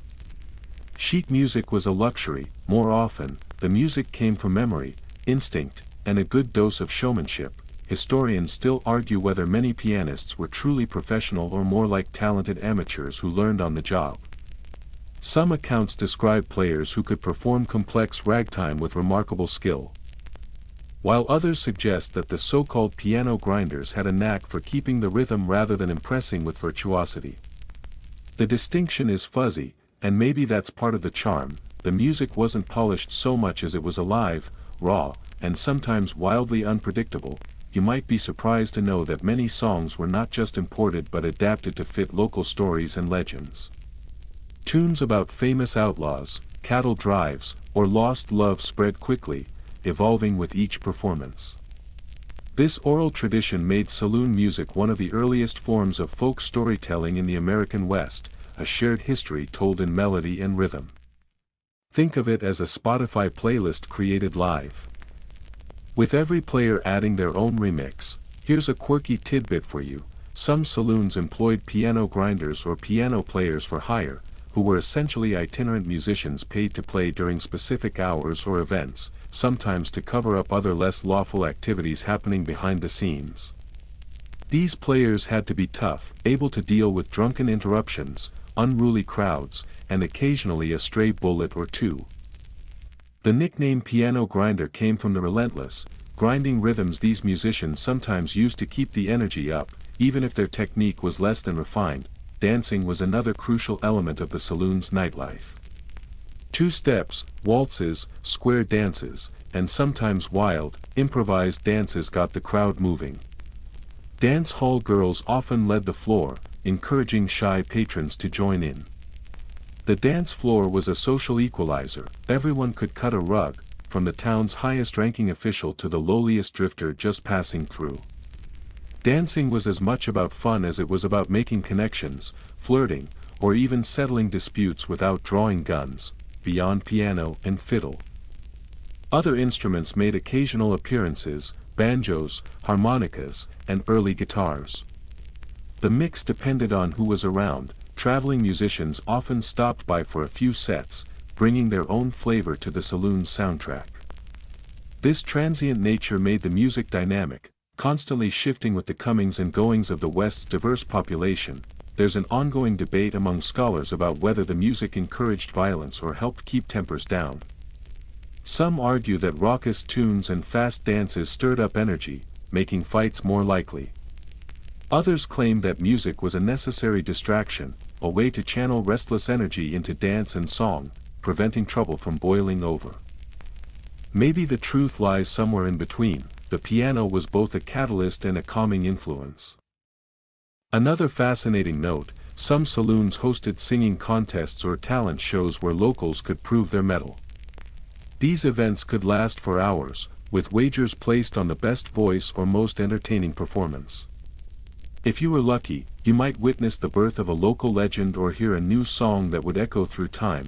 Here's a fringe detail for you: some saloons had a calliope, a steam-powered musical instrument more commonly associated with riverboats or circuses. When present, the calliope's booming, whimsical sound announced special occasions or parties, drawing crowds from miles around. It was loud, raucous, and unmistakably festive, a perfect counterpoint to the more intimate piano sets. You notice how the music in your mind's saloon ebbs and flows like the tide, sometimes wild and energetic, sometimes soft and reflective. It carries stories of heartbreak, joy, and the endless quest for a little fun in a tough, unforgiving world. As you take this all in, you realize music wasn't just entertainment. It was a vital thread weaving people together, a common language in a land where few things were certain except the next song and the next drink. And like a good melody, the memories of those dusty saloons linger long after the music stops. You close your eyes and imagine the piano keys under the fingers of some long-forgotten player, the sound rippling through smoke and time, inviting you to dance one last time before the night fades away. You step outside the saloon for a moment, letting the dusty air of the Wild West settle around you like a coarse blanket. The sun is low now, casting long shadows that stretch across the uneven dirt streets. The raucous sounds inside fade behind you, replaced by the quieter noises of creaking wagon wheels, distant cattle calls, and the occasional clatter of horseshoes on wooden planks. It's a world where every sound, every smell, tells a story, especially when it comes to the food people ate. Eating in the Wild West was less about gourmet dining and more about survival, with a hearty dose of practicality and whatever ingredients were at hand. Saloons, as you know, didn't just serve whiskey and bad decisions. They also offered food, sometimes enough to keep a weary traveler's stomach from grumbling louder than the fiddle music. The menu was simple but filling, often focused on the staples that could last long and satisfy big appetites. You probably imagine fancy steaks sizzling on a grill or platters piled high with colorful vegetables, but that's Hollywood talking. The reality was more rugged. Common fare included beef stew, often slow-cooked in large pots over open fires. The stew was a mix of tough cuts of meat, potatoes, onions, and whatever vegetables the cook could scrounge up or grow locally. It was thick, sometimes a bit greasy, and always enough to warm the bones after a long day chasing cattle or digging in a mine. Historians still argue whether this stew was more of a stew or a soup, depending on where you were and what you had. Some versions were almost broth-like, while others resembled a chunky, filling porridge. Either way, it was the reliable go-to meal, a taste of home for many far from familiar comforts. Alongside stew, bread was a constant companion. Hardtack or simple homemade loaves were common, though often as dry as the surrounding desert. You could dunk the bread into stew or, if you were lucky, slather it with some butter or jam. Butter wasn't always on hand, and jams were a rare treat, sometimes homemade from local berries, but often imported and expensive. You might call it frontier luxury. Breakfast might include biscuits or flapjacks, those rough pancakes made from a basic batter and cooked over a griddle. Eggs and bacon appeared when available, but fresh produce was scarce and precious. Cornbread was also a staple, particularly in southern or southwestern outposts, and it paired well with beans, which were a cheap and reliable protein source. If you were feeling adventurous or unlucky, you might try something called roadkill hash or a similar concoction of whatever meat could be found, chopped up and fried with onions and potatoes. It wasn't gourmet, but it got the job done, and sometimes, as you can guess, it wasn't exactly clear what ended up on the plate. You remember the crocodile dung sunscreen from earlier?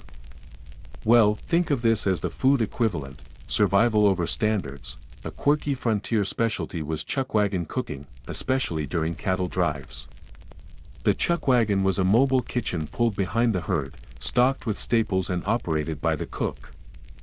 Sometimes called a cookie.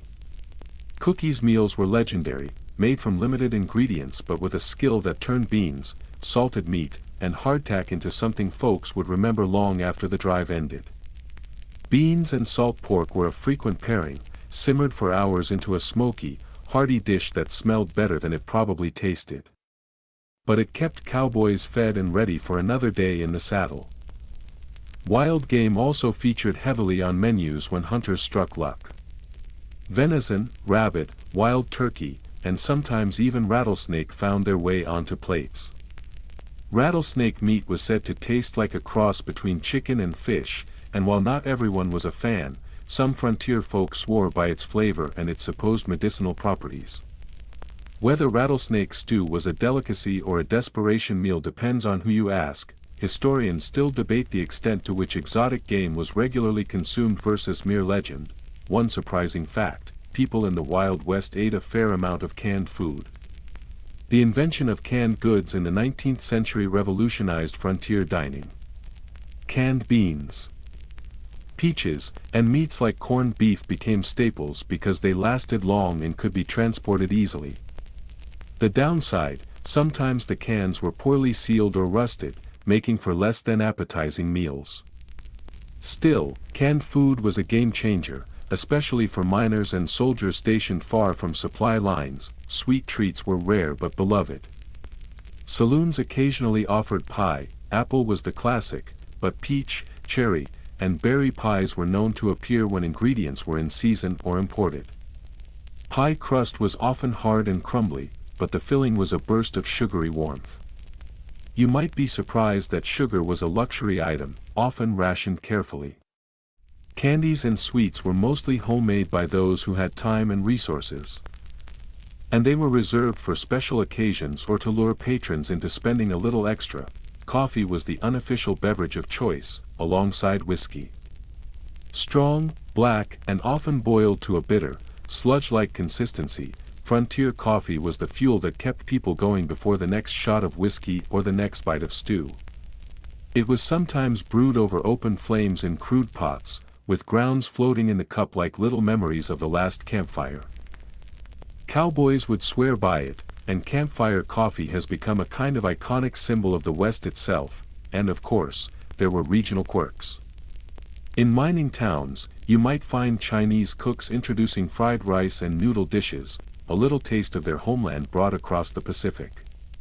Hispanic communities contributed tamales, chili, and tortillas, blending flavors in ways that shaped the local cuisine for decades to come.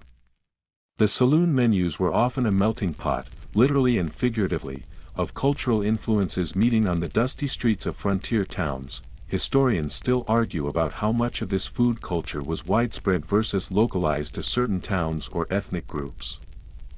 There's plenty of folklore, exaggeration, and myth mixed into the stories, but the diversity of the West's food scene is undeniable.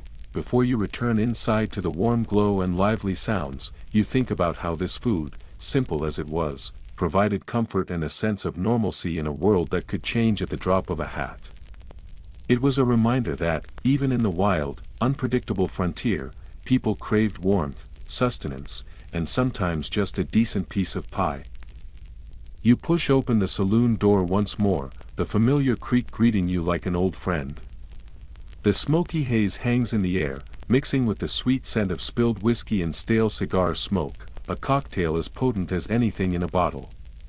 Around you, the worn wooden floorboards creak under the shuffle of boots, and the low murmur of gamblers and card sharps fills the room, punctuated by the occasional burst of laughter or the slap of a poker hand on the table. But beneath the raucous surface lies another kind of history, one tied to the very design and culture of these Wild West watering holes. You probably picture saloons as just rowdy drinking dens, but they were far more complicated social hubs. These establishments served as meeting places, unofficial courts, and even places to eat, sleep, or find companionship, sometimes all in the same night. The layout and atmosphere were carefully crafted, whether intentionally or simply through tradition, to encourage a certain kind of behavior, a mix of chaos, camaraderie, and calculated control. The standard saloon typically had a long bar running along one side, polished and often adorned with brass foot rails. Behind it, shelves groaned under the weight of dusty bottles filled with whiskey, gin, and other spirits, some local, some imported, some of questionable quality. Mirrors were common behind the bar, designed not just for decoration but to allow bartenders to keep an eye on the room and any troublemakers. It's a detail that makes you wonder just how many spilled drinks and thrown punches were prevented or incited by that reflective watchfulness. Historians still argue whether the mirrored backs were primarily for surveillance or simply to create an illusion of space and luxury in otherwise cramped, rough establishments. Maybe a bit of both. The mirrored bar is now iconic of the saloon aesthetic, but back then, it was part practicality, part style, and all part of the ambience. The floors were often covered with sawdust, not just for the rustic look, but for practical reasons. Sawdust absorbed spilled drinks, muffled the sound of boots, and made cleaning easier. It was an essential part of the saloon's charm, though it had its drawbacks. It could be slippery when wet and was sometimes a fire hazard, especially near the oil lamps and open flames that lit these places at night. A quirky and somewhat surprising feature was the use of bathtubs as makeshift drink coolers. When ice was available, large bathtubs or barrels were filled with water and ice, and bottles of beer or whiskey were submerged to chill. Ice itself was a luxury in many frontier towns, and the effort to procure and store it was considerable. The so-called ice man was a vital figure, trucking in blocks of ice from colder regions or melting glaciers to keep drinks refreshingly cold, at least until the summer heat defeated the supply. Seating arrangements varied, but there was often a combination of sturdy wooden tables, bar stools, and sometimes more comfortable chairs for wealthier patrons or the saloon owner's favorites. The poker table was king, usually surrounded by hopeful gamblers and professional cheats alike. You might find private booths or alcoves where more discreet meetings or romantic encounters took place, places where the dim lighting could hide a lot of secrets. Behind the bar or in a back room, you'd often find a piano or an organ. Music was a crucial part of the saloon experience, whether from a traveling pianist playing honky-tonk tunes or local bands turning out lively reels and ballads. The piano player was sometimes as important as the bartender, setting the mood and drawing in crowds. There's a fun fact here: some pianists in the West learned to play with one hand tied behind their backs, either as a show of skill or because the other hand was nursing a bar fight injury. Talk about multitasking. The gender dynamics inside a saloon could be complex. Women were generally outnumbered and often relegated to the roles of entertainers, dance hall girls, or, more unfortunately, prostitutes. But some saloons had parlor rooms or upper floors where women could gather away from the main drinking floor. These spaces sometimes hosted card games or social events and offered a slightly more refined atmosphere.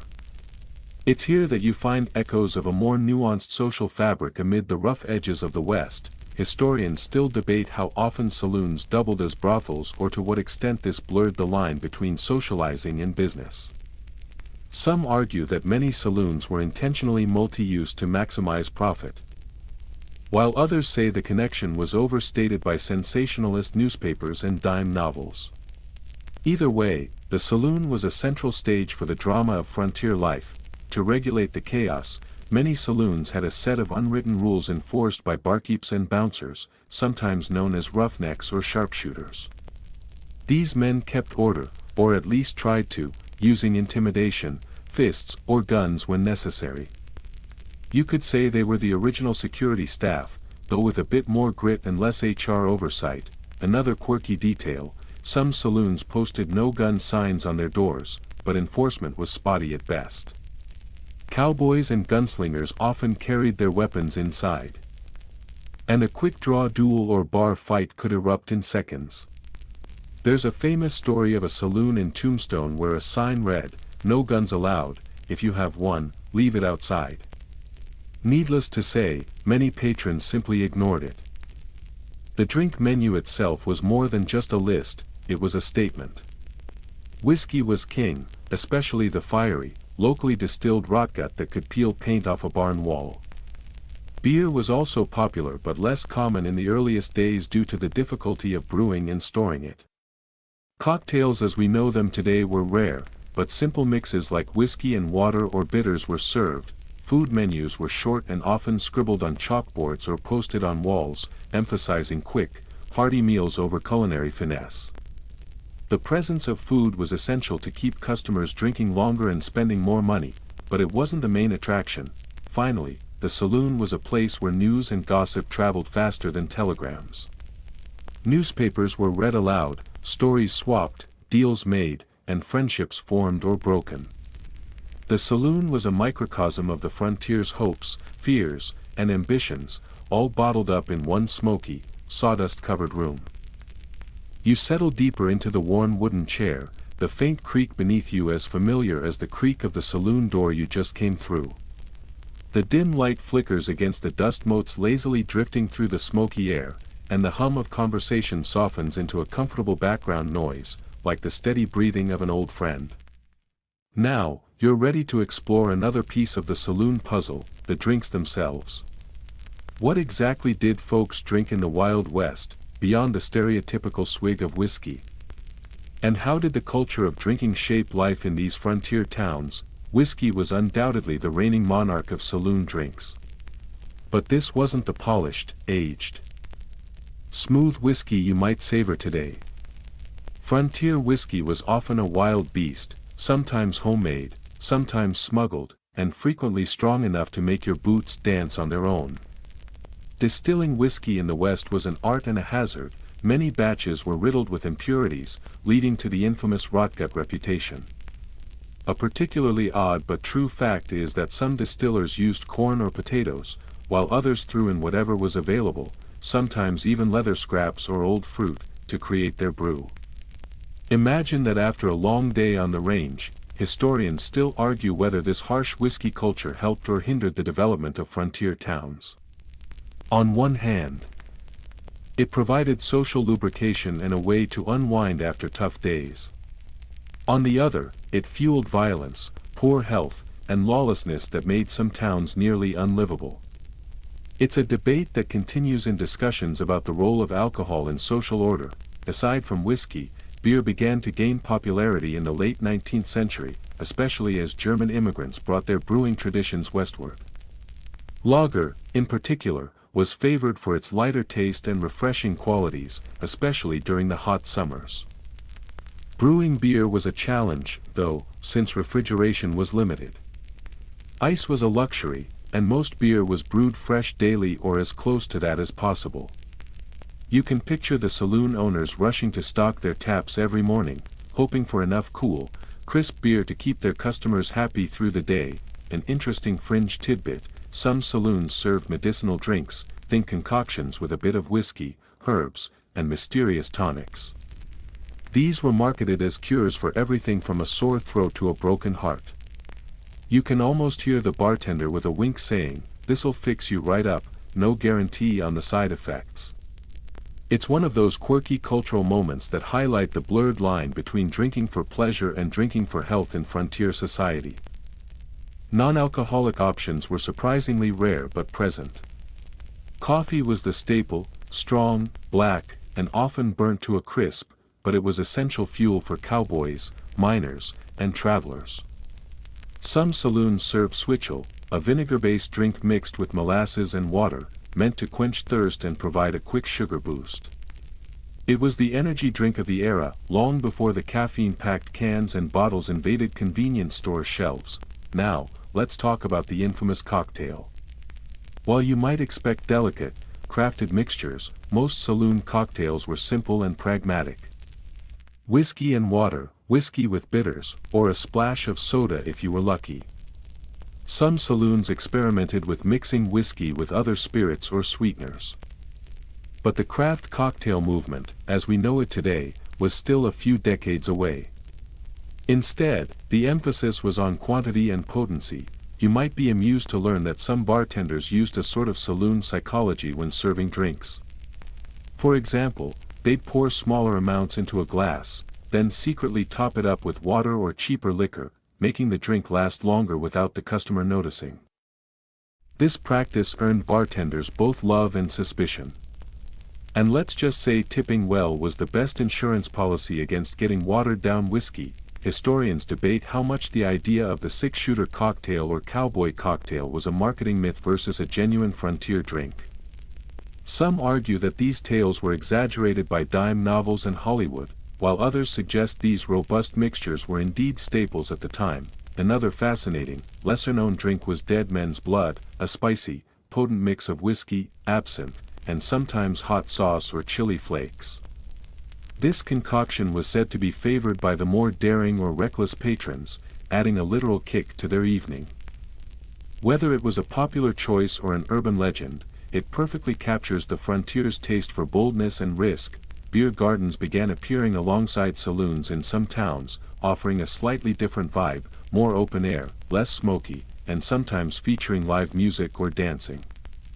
These were often run by immigrants, reflecting the cultural melting pot of the West. It's a side of saloon life that shows how the Old West wasn't just about rough-and-tumble cowboys but also about community and cultural blending. In the end, the saloon drink scene was a mix of necessity, invention, and personality.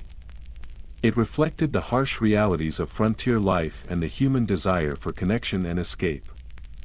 Whether it was a shot of fiery whiskey to numb the cold or a cold beer to toast the end of a long day, these drinks shaped the stories, friendships, and legends that still echo in the wooden walls of saloons today. You shift your weight, the wooden chair groaning softly beneath you again, as the smoky haze from the saloon's kerosene lamps drifts lazily by. Now that you've tasted the drinks, it's time to savor the food. the Wild West's culinary offering that kept those cowboys, miners, gamblers, and outlaws fueled and ready for whatever the day or night might throw at them.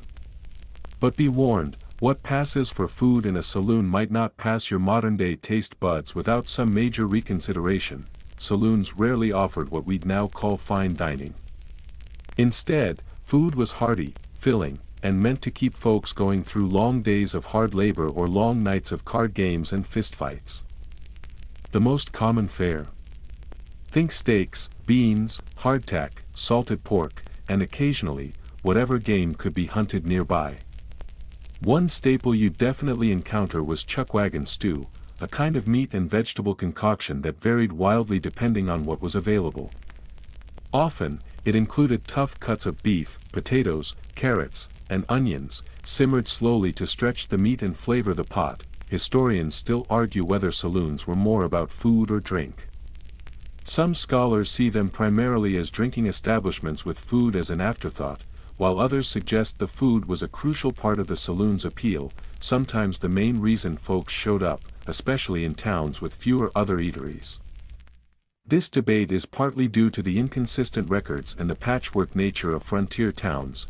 One quirky and not so appetizing tidbit: some saloons served fried rattlesnake. Yes, you heard that right. The rattlesnake was considered a local delicacy in some areas, and frying it up was a way to add a bit of novelty to the menu. Frontier folks weren't shy about eating what they could find, from buffalo tongues to prairie oysters, actually bull testicles, so rattlesnake was just part of the adventurous spirit.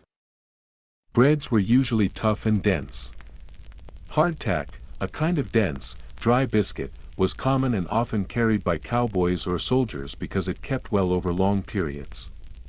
It was so hard that many joked it could break a tooth or double as a hammer. Some clever cooks soaked it in coffee or stew to soften it, turning it from weapon-grade biscuit to edible meal. Interestingly, the popularity of canned foods began to rise in the late 19th century, changing the saloon menu a bit. Miners and cowboys could get canned corned beef, canned beans, and even canned fruit when fresh produce was hard to come by. These tins were a game-changer for frontier diets, although some poor-quality cans gave the food a tinny taste that was hard to mask. Vegetables and fresh produce were often scarce. Due to the remote locations of many towns, fresh veggies had to be shipped in on slow trains or wagons, which meant they were expensive and often spoiled by the time they reached the saloon kitchen. As a result, the diet was heavy on meat and starches, with fewer greens than you might like. This scarcity contributed to common health problems, like scurvy, which plagued many frontier communities. You'd be amused to know that some saloons served mock turtle soup, a popular dish borrowed from British cuisine. It didn't actually contain turtle but used calf's head or other meats to mimic the flavor. It was a fancy item on the menu, sometimes served when the saloon wanted to impress wealthy customers or during special occasions. Desserts? Not so much. Sugar was a luxury, and sweet treats were rare. When available, they often came in the form of molasses cookies or fruit pies made with whatever fruit could be found or preserved. Pies were particularly prized, and baking a good pie was almost a competitive art in some towns. Some saloon owners even had contests for the best pie, hoping to draw crowds hungry for more than just whiskey. Speaking of sugar, it was often used to mask the harsh flavors of poor-quality liquor or food. The frontier kitchen was full of creative hacks to improve otherwise tough or bland ingredients. Adding molasses to beans or sugar to bitter coffee was standard practice. This ingenuity gave birth to some unique taste combinations you'd be hard-pressed to find in today's gourmet kitchens. Here's a fringe fact: some saloon kitchens use stewing as a way to recycle leftovers. Everything from yesterday's meat to day-old bread could be thrown into a big pot and turned into a stew, often with a healthy dose of whatever spices and herbs were on hand. This practice wasn't just frugality, it was survival. It also created some surprisingly tasty dishes, with layers of flavor building up over days of simmering, and you probably won't survive this. Despite all the hearty eating, food poisoning was common. Without refrigeration or strict hygiene standards, spoiled meat and contaminated water caused plenty of stomach troubles.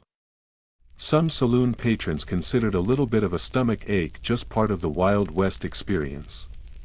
Plus, there were the infamous cases of red-eye gravy, a sauce made from coffee and meat drippings that could cause indigestion for the uninitiated. In the end, the saloon menu was a mirror of frontier life, practical, resourceful, and sometimes a little rough around the edges. It was never about fancy dining but about filling bellies and keeping spirits high in towns that could be tough, lonely, and unpredictable. So next time you picture the Wild West, think not just of gunfights and horses but also of that worn-down kitchen stove, slowly simmering a pot of stew to keep the town fed.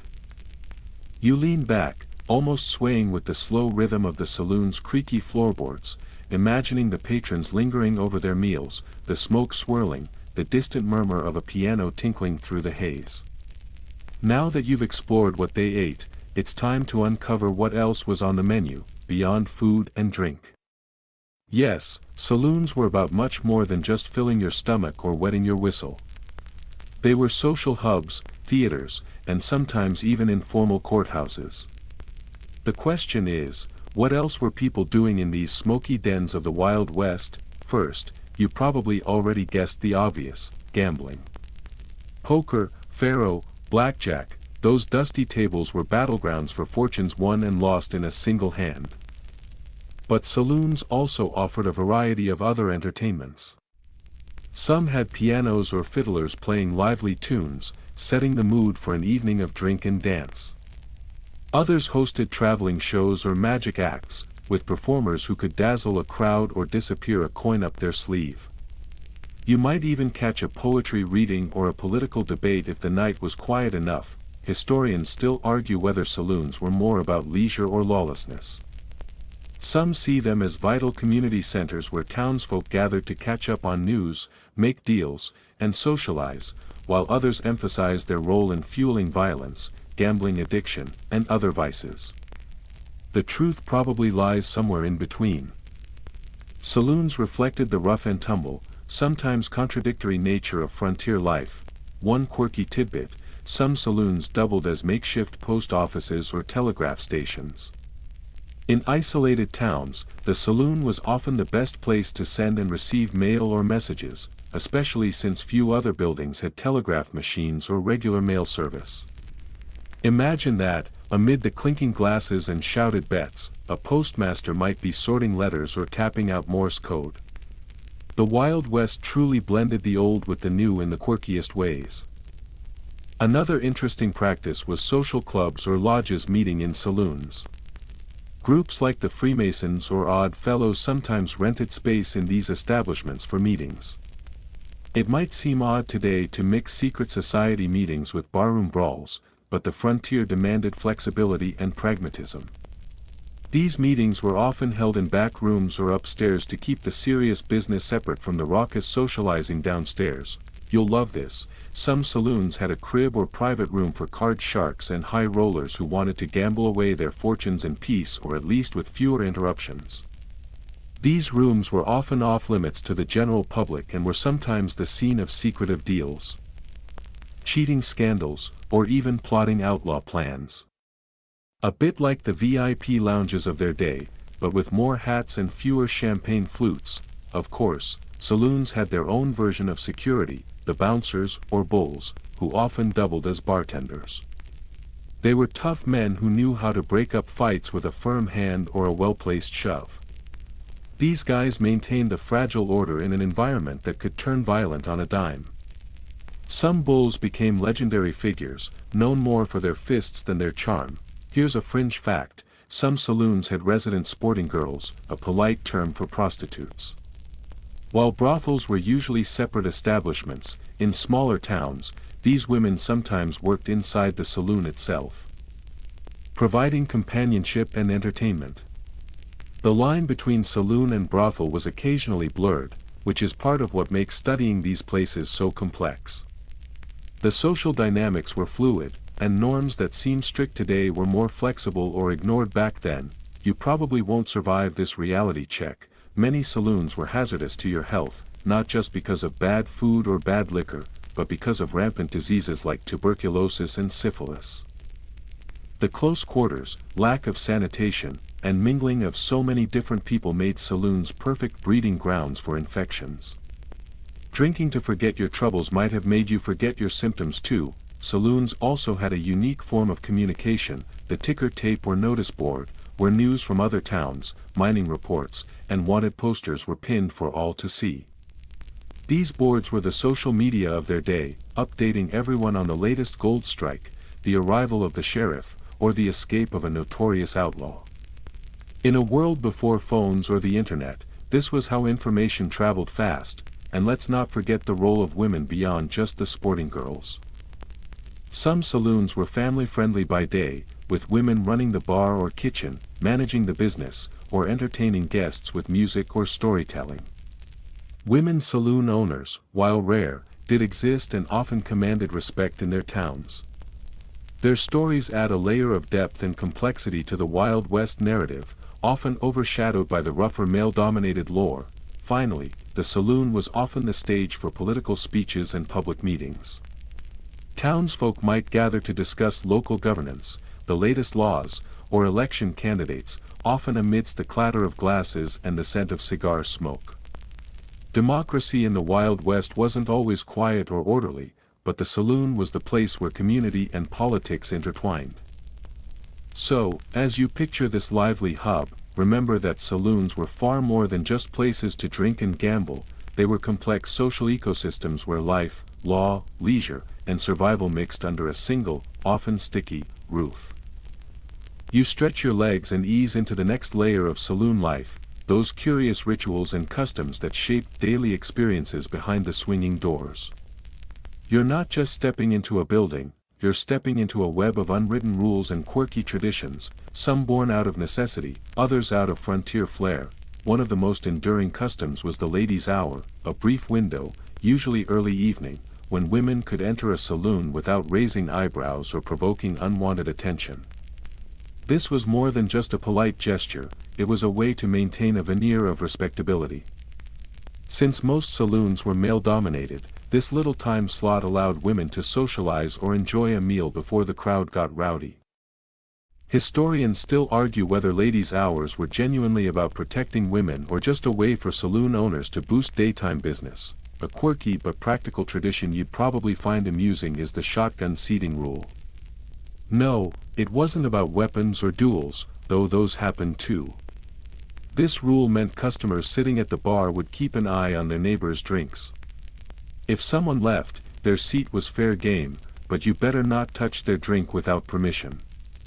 The saloon was a place where trust and suspicion lived side by side, and nobody wanted to be caught with an empty glass or worse, poisoned whiskey. Speaking of drinks, tipping had its own peculiar customs.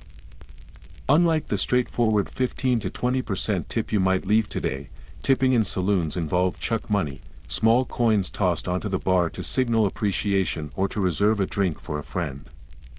Chuck money could also grease the wheels for extra services, like a private game of cards or a special song from the piano player. The whole exchange was part social currency, part charm offensive. Have you heard of the toast to the lady? It was a common ritual where men would raise their glasses in honor of a woman present, often prompting a chorus of "to the lady" from the crowd. This ritual wasn't always sincere, sometimes just a show to impress, but it reinforced a sense of camaraderie and, occasionally, chivalry. Whether this was genuine or performative is something historians debate, especially given the rough reputation of many saloons. On the more practical side, saloons often had ice chests or large wooden boxes filled with ice to keep beer and whiskey cool. Before refrigeration was widespread, ice was a precious commodity, transported from mountain icehouses or shipped in by rail. Patrons might even haggle over ice cubes in their drinks, which sounds a bit like arguing over Wi-Fi speeds today. You might chuckle at the idea that some saloons installed spittoons, metal or ceramic receptacles for tobacco chewers to spit into. While this seems gross now, it was an essential sanitary measure back then. But here's the kicker, spittoons became a social tool, too. Some saloons had contests to see who could hit the spittoon from the farthest distance, a skillful and, frankly, odd pastime that also prevented the floors from becoming cesspools. The role of music in saloon customs can't be overstated. Pianists weren't just background musicians, they often took requests, improvised, and interacted with the crowd, sometimes sparking sing-alongs or impromptu dances. Interestingly, in some places, pianists would play patent medicine songs, advertisements set to catchy tunes for quack remedies sold nearby. A saloon visit could double as a bizarre pharmaceutical infomercial. Another custom was the cut of the cards before dealing in any card game, to prevent cheating and disputes. But in some saloons, cheating was as much a tradition as the card games themselves. Card sharks, known as rounders, sometimes ran the show, blurring lines between fair play and hustling. Historians still debate how much cheating was tolerated or even encouraged as part of the saloon's lively ecosystem. If you lingered long enough, you might witness the closing round, a final call for drinks before the bar shuttered its doors. This was a bittersweet ritual, where regulars gathered for one last shot or beer, sometimes with more laughter, sometimes more tears. The closing round often marked the end of camaraderie for the night but also the promise of another wild evening tomorrow. Here's a fun fringe fact: some saloons kept a logbook or guest register, not unlike a hotel, where visitors signed their names or left comments. These books have become priceless windows into the past, revealing famous visitors, odd remarks, or cryptic notes. Imagine a dusty book filled with scribbles from outlaws, miners, and settlers, each signature a story waiting to be told. Lastly, remember the sawbuck custom? In some places, a $10 bill was called a sawbuck, and leaving one as a tip or for a round was a sign of generosity and swagger. Dropping a sawbuck in a saloon was like saying, "I'm here to play and pay," a statement of status in a place where reputations mattered as much as your next drink. So, as you relax and imagine yourself in these smoky rooms, think of the customs as the invisible threads weaving together a complex social tapestry, where manners, mischief, and necessity mingled like the scents of whiskey, tobacco, and old wood. You shuffle deeper into the world of Wild West saloons, now stepping into the strange and sometimes surprisingly refined world of their entertainment beyond the drinks and card games. The show didn't just stop at music or poker. These places were the hubs of a unique kind of frontier nightlife, and what was on offer could make you raise an eyebrow or at least tilt your hat with curiosity. One of the main attractions was the variety show. You picture a smoky room with gas lamps flickering, and on a modest stage, entertainers perform songs, skits, and dances. But these weren't Broadway productions, they were rough, raw, and often improvised. Singers might belt out popular folk tunes. Saloon girls might dance, and sometimes a traveling magician or storyteller would drop by to dazzle the crowd.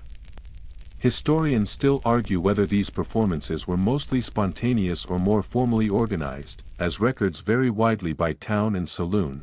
Here's a fun fact you probably won't expect: box dances. These were dances performed on a small wooden box or platform, usually by saloon girls. It was part tease, part talent show. Imagine the best nightclub of the frontier, with a hint of vaudeville flair. While the dances were generally tame by today's standards, the suggestiveness was enough to keep the crowd entertained and tipping generously. Sometimes, a dance contest would break out, sparking cheers and bets on who had the best moves. You might chuckle to learn that some saloons also hosted grip contests, which were contests of strength, arm wrestling, or thumb wars, to entertain patrons between rounds of drinking. These were informal but fiercely competitive, with a winner crowned champion until the next challenger stepped up. If you think today's sports bars are the go-to for friendly competition, the Wild West Saloon had its own version, complete with its own legends and bragging rights. Music was crucial, of course, but not just piano tunes. The fiddle was king in many places, adding an energetic twang that got toes tapping. Sometimes, musicians brought their own instruments; other times, saloons rented them out or shared among players. Interestingly, saloon music often blended influences from European immigrants, Native Americans, and African Americans, creating a melting pot of sounds. This cultural mix is something scholars debate in terms of its exact influence on what became country and Western music. You also need to know about the gambling houses attached to or hidden inside some saloons. These weren't just for poker or blackjack, sometimes, there were roulette wheels, dice games, or even more exotic betting games that today seem downright strange. The variety was enough to confuse a city slicker, and some games had secret rules known only to regulars. The boundary between saloon and gambling den was often blurry, which is why law enforcement sometimes gave these places a wide berth or paid them a friendly visit for a cut. Now, let's talk about the saloon girls, or soiled doves as they were sometimes called. These women were entertainers and companions, but their roles were complex and varied. Many were skilled singers and dancers, while others offered more personal company. Their presence was both a social lubricant and a form of survival in a tough world. Historians still debate the extent to which saloon girls were empowered participants or victims of circumstance, a nuanced question that defies simple answers. You might find it amusing that some saloon girls kept tip jars on stage or nearby, where patrons could toss coins or bills in appreciation of a song or dance. This was an early form of performance tipping, and it worked well to keep performers motivated and patrons engaged. Some performers became local celebrities, with regulars eager to catch their act and keep the good times rolling. Sometimes, saloons would host boxing matches or fistfights, either staged or spontaneous, to draw a crowd. These brawls were part entertainment, part contest, and often a powder keg of tension and testosterone. Some saloons even hired referees to keep fights from turning deadly, though the lines were always thin. The spectacle was a reminder that the Wild West was a place where the law was often as rough as the crowd. Then there were the storytellers or orators, who held court in quieter moments, spinning tales of frontier adventures, Native American legends, or just tall tales designed to amaze and amuse. These storytellers were sometimes just drunks with a vivid imagination. But their stories helped build the mythic image of the West that persists today. Whether these stories were factual or fanciful is still a hot topic among scholars. Finally, don't forget the saloon's unofficial role as a news hub. Before newspapers were widespread in the frontier, word of mouth and saloon gossip were king. You'd hear the latest about gold strikes, railroad construction, or outlaw sightings right over your beer. Some saloons even posted rudimentary bulletin boards or newspapers on their walls. This made the saloon a vital source of information and community connection in an otherwise isolated world. So, as you imagine yourself watching the flickering gaslights, the swaying dancers, and the clatter of cards and dice, you realize the Wild West Saloon was not just a bar. It was a stage for the dramas of everyday life, rough, colorful, and endlessly fascinating. You're nearing the end of this long, dusty trail through the Wild West Saloon experience, but before you nod off completely, there's one last thing to savor, the peculiar and sometimes surprisingly thoughtful food that came with all this raucous fun. It's not all steaks and whiskey shots, as the movies might have you believe. The meals served at these frontier watering holes were shaped by necessity, availability, and, sometimes, plain ingenuity. You trudge into the kitchen corner of a bustling saloon. The smell is a mix of grease, smoke, and something faintly metallic from the iron skillet. The cook's working hard over a wood-fired stove, flipping flapjacks or frying strips of bacon. In a place where refrigeration is a luxury and supply runs are often few and far between, preserving and stretching food is an art form. One common staple was salt pork or salted beef, meat heavily cured with salt so it wouldn't spoil in the heat. It wasn't exactly gourmet, more like a chew that kept hunger at bay. Served alongside beans or hardtack, a kind of dense, dry biscuit, these meals were designed to fuel a day of hard riding or card playing rather than to delight a food critic. Historians still argue whether the reputation of frontier grub as downright awful was justified or if it's been unfairly exaggerated for dramatic effect. Here's a quirky tidbit. sometimes saloons served something called beef jerky made from whatever meat was available. Sliced thin and dried. But unlike the fancy jerky snacks you find today, this was often so tough it could double as a chew toy for the local dog. Still, it kept folks going, especially during long cattle drives or days between supply deliveries. You might smile at the idea that some saloons even tried their hand at baking pies, though fresh fruit was a rarity in the West. Instead, pies often featured dried fruit or even meat. Mince pies, for example, were a curious combination of chopped meat, suet, spices, and sometimes dried fruit. Not the dessert you'd expect today, but a hearty treat back then. Beans were a frequent side dish, stewed for hours until soft and savory. They were inexpensive, filling, and easy to prepare in large batches. The cowboy beans you might have heard of probably started here, slow-cooked with a bit of bacon or salt pork for flavor. You could call them the original protein power-up before protein shakes were a thing. Now, on the flip side of this culinary coin, some saloons, especially in bigger towns or along busy routes, offered surprisingly sophisticated meals. Steaks, fresh fish when available, roasted vegetables, and even puddings or custards appeared on menus. These more upscale saloons aimed to attract wealthier patrons or travelers who expected something beyond beans and hardtack. The gap between rough frontier grub and these finer meals is a fascinating subject scholars still debate. How much did these places really cater to different classes, and how did that shape the saloon culture? Another curious note, it wasn't uncommon for patrons to bring their own food to saloons, especially if they didn't trust the kitchen or wanted to avoid the markup on meals. Some saloons encouraged this to boost drink sales. After all, you can't drink whiskey on an empty stomach. This created a strange dynamic where a man might order a glass of whiskey but eat his own jerky or bread at the table. And let's not forget the infamous chicken dinner often mentioned in tales.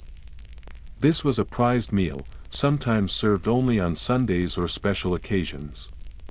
A roasted or fried chicken, maybe with potatoes and a side of gravy, represented a small luxury.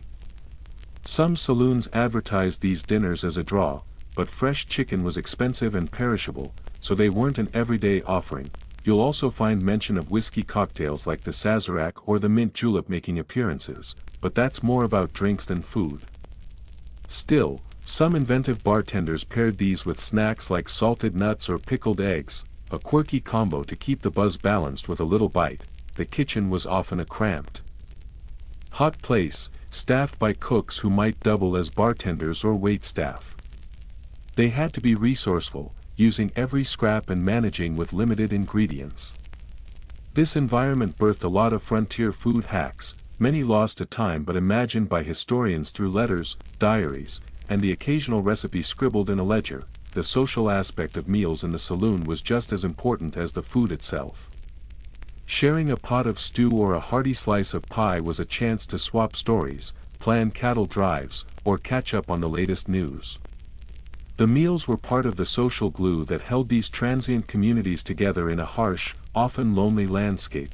So, as you lean back, the image of that smoky saloon kitchen fades slowly in your mind. You've tasted the sounds, the sights, and the smells of a time long gone but not forgotten. And maybe, just maybe, you can appreciate that the Wild West Saloon was more than a rough-and-tumble bar. It was a place where survival, entertainment, and community mingled in a dance as rich and complex as any dance on a tiny wooden box. Wind down, now, as the night deepens and your eyelids grow heavier, let your thoughts drift gently away from the clatter of cards and the raucous laughter. Picture the saloon one last time, bathed in the soft glow of flickering lamps and thick with the scent of wood smoke and spilt whiskey. The music dims, the last dance ends, and the bustling crowd gradually thins. Imagine the quiet in the back kitchen, where a tired cook wipes down the stove and lets the fire die down to glowing embers. Outside, the dusty street settles under a blanket of stars, cool and peaceful after a day of dust and heat. The world of the Wild West Saloon slips softly into the past, leaving only the echoes of stories. songs, and shared moments. It's okay to feel a little nostalgic for that wild, unpredictable world, even if you wouldn't survive long in it. The saloon was more than a bar, it was a place of connection, of escape, and of resilience. And as you close your eyes, let the spirit of those smoky rooms carry you gently to rest. The stories will wait for you when you wake, ready to whisper new secrets and curiosities. But for now, breathe deeply, let the hum of the night soothe your mind, and sink into sleep's tender embrace. Good night, friend. Sweet dreams.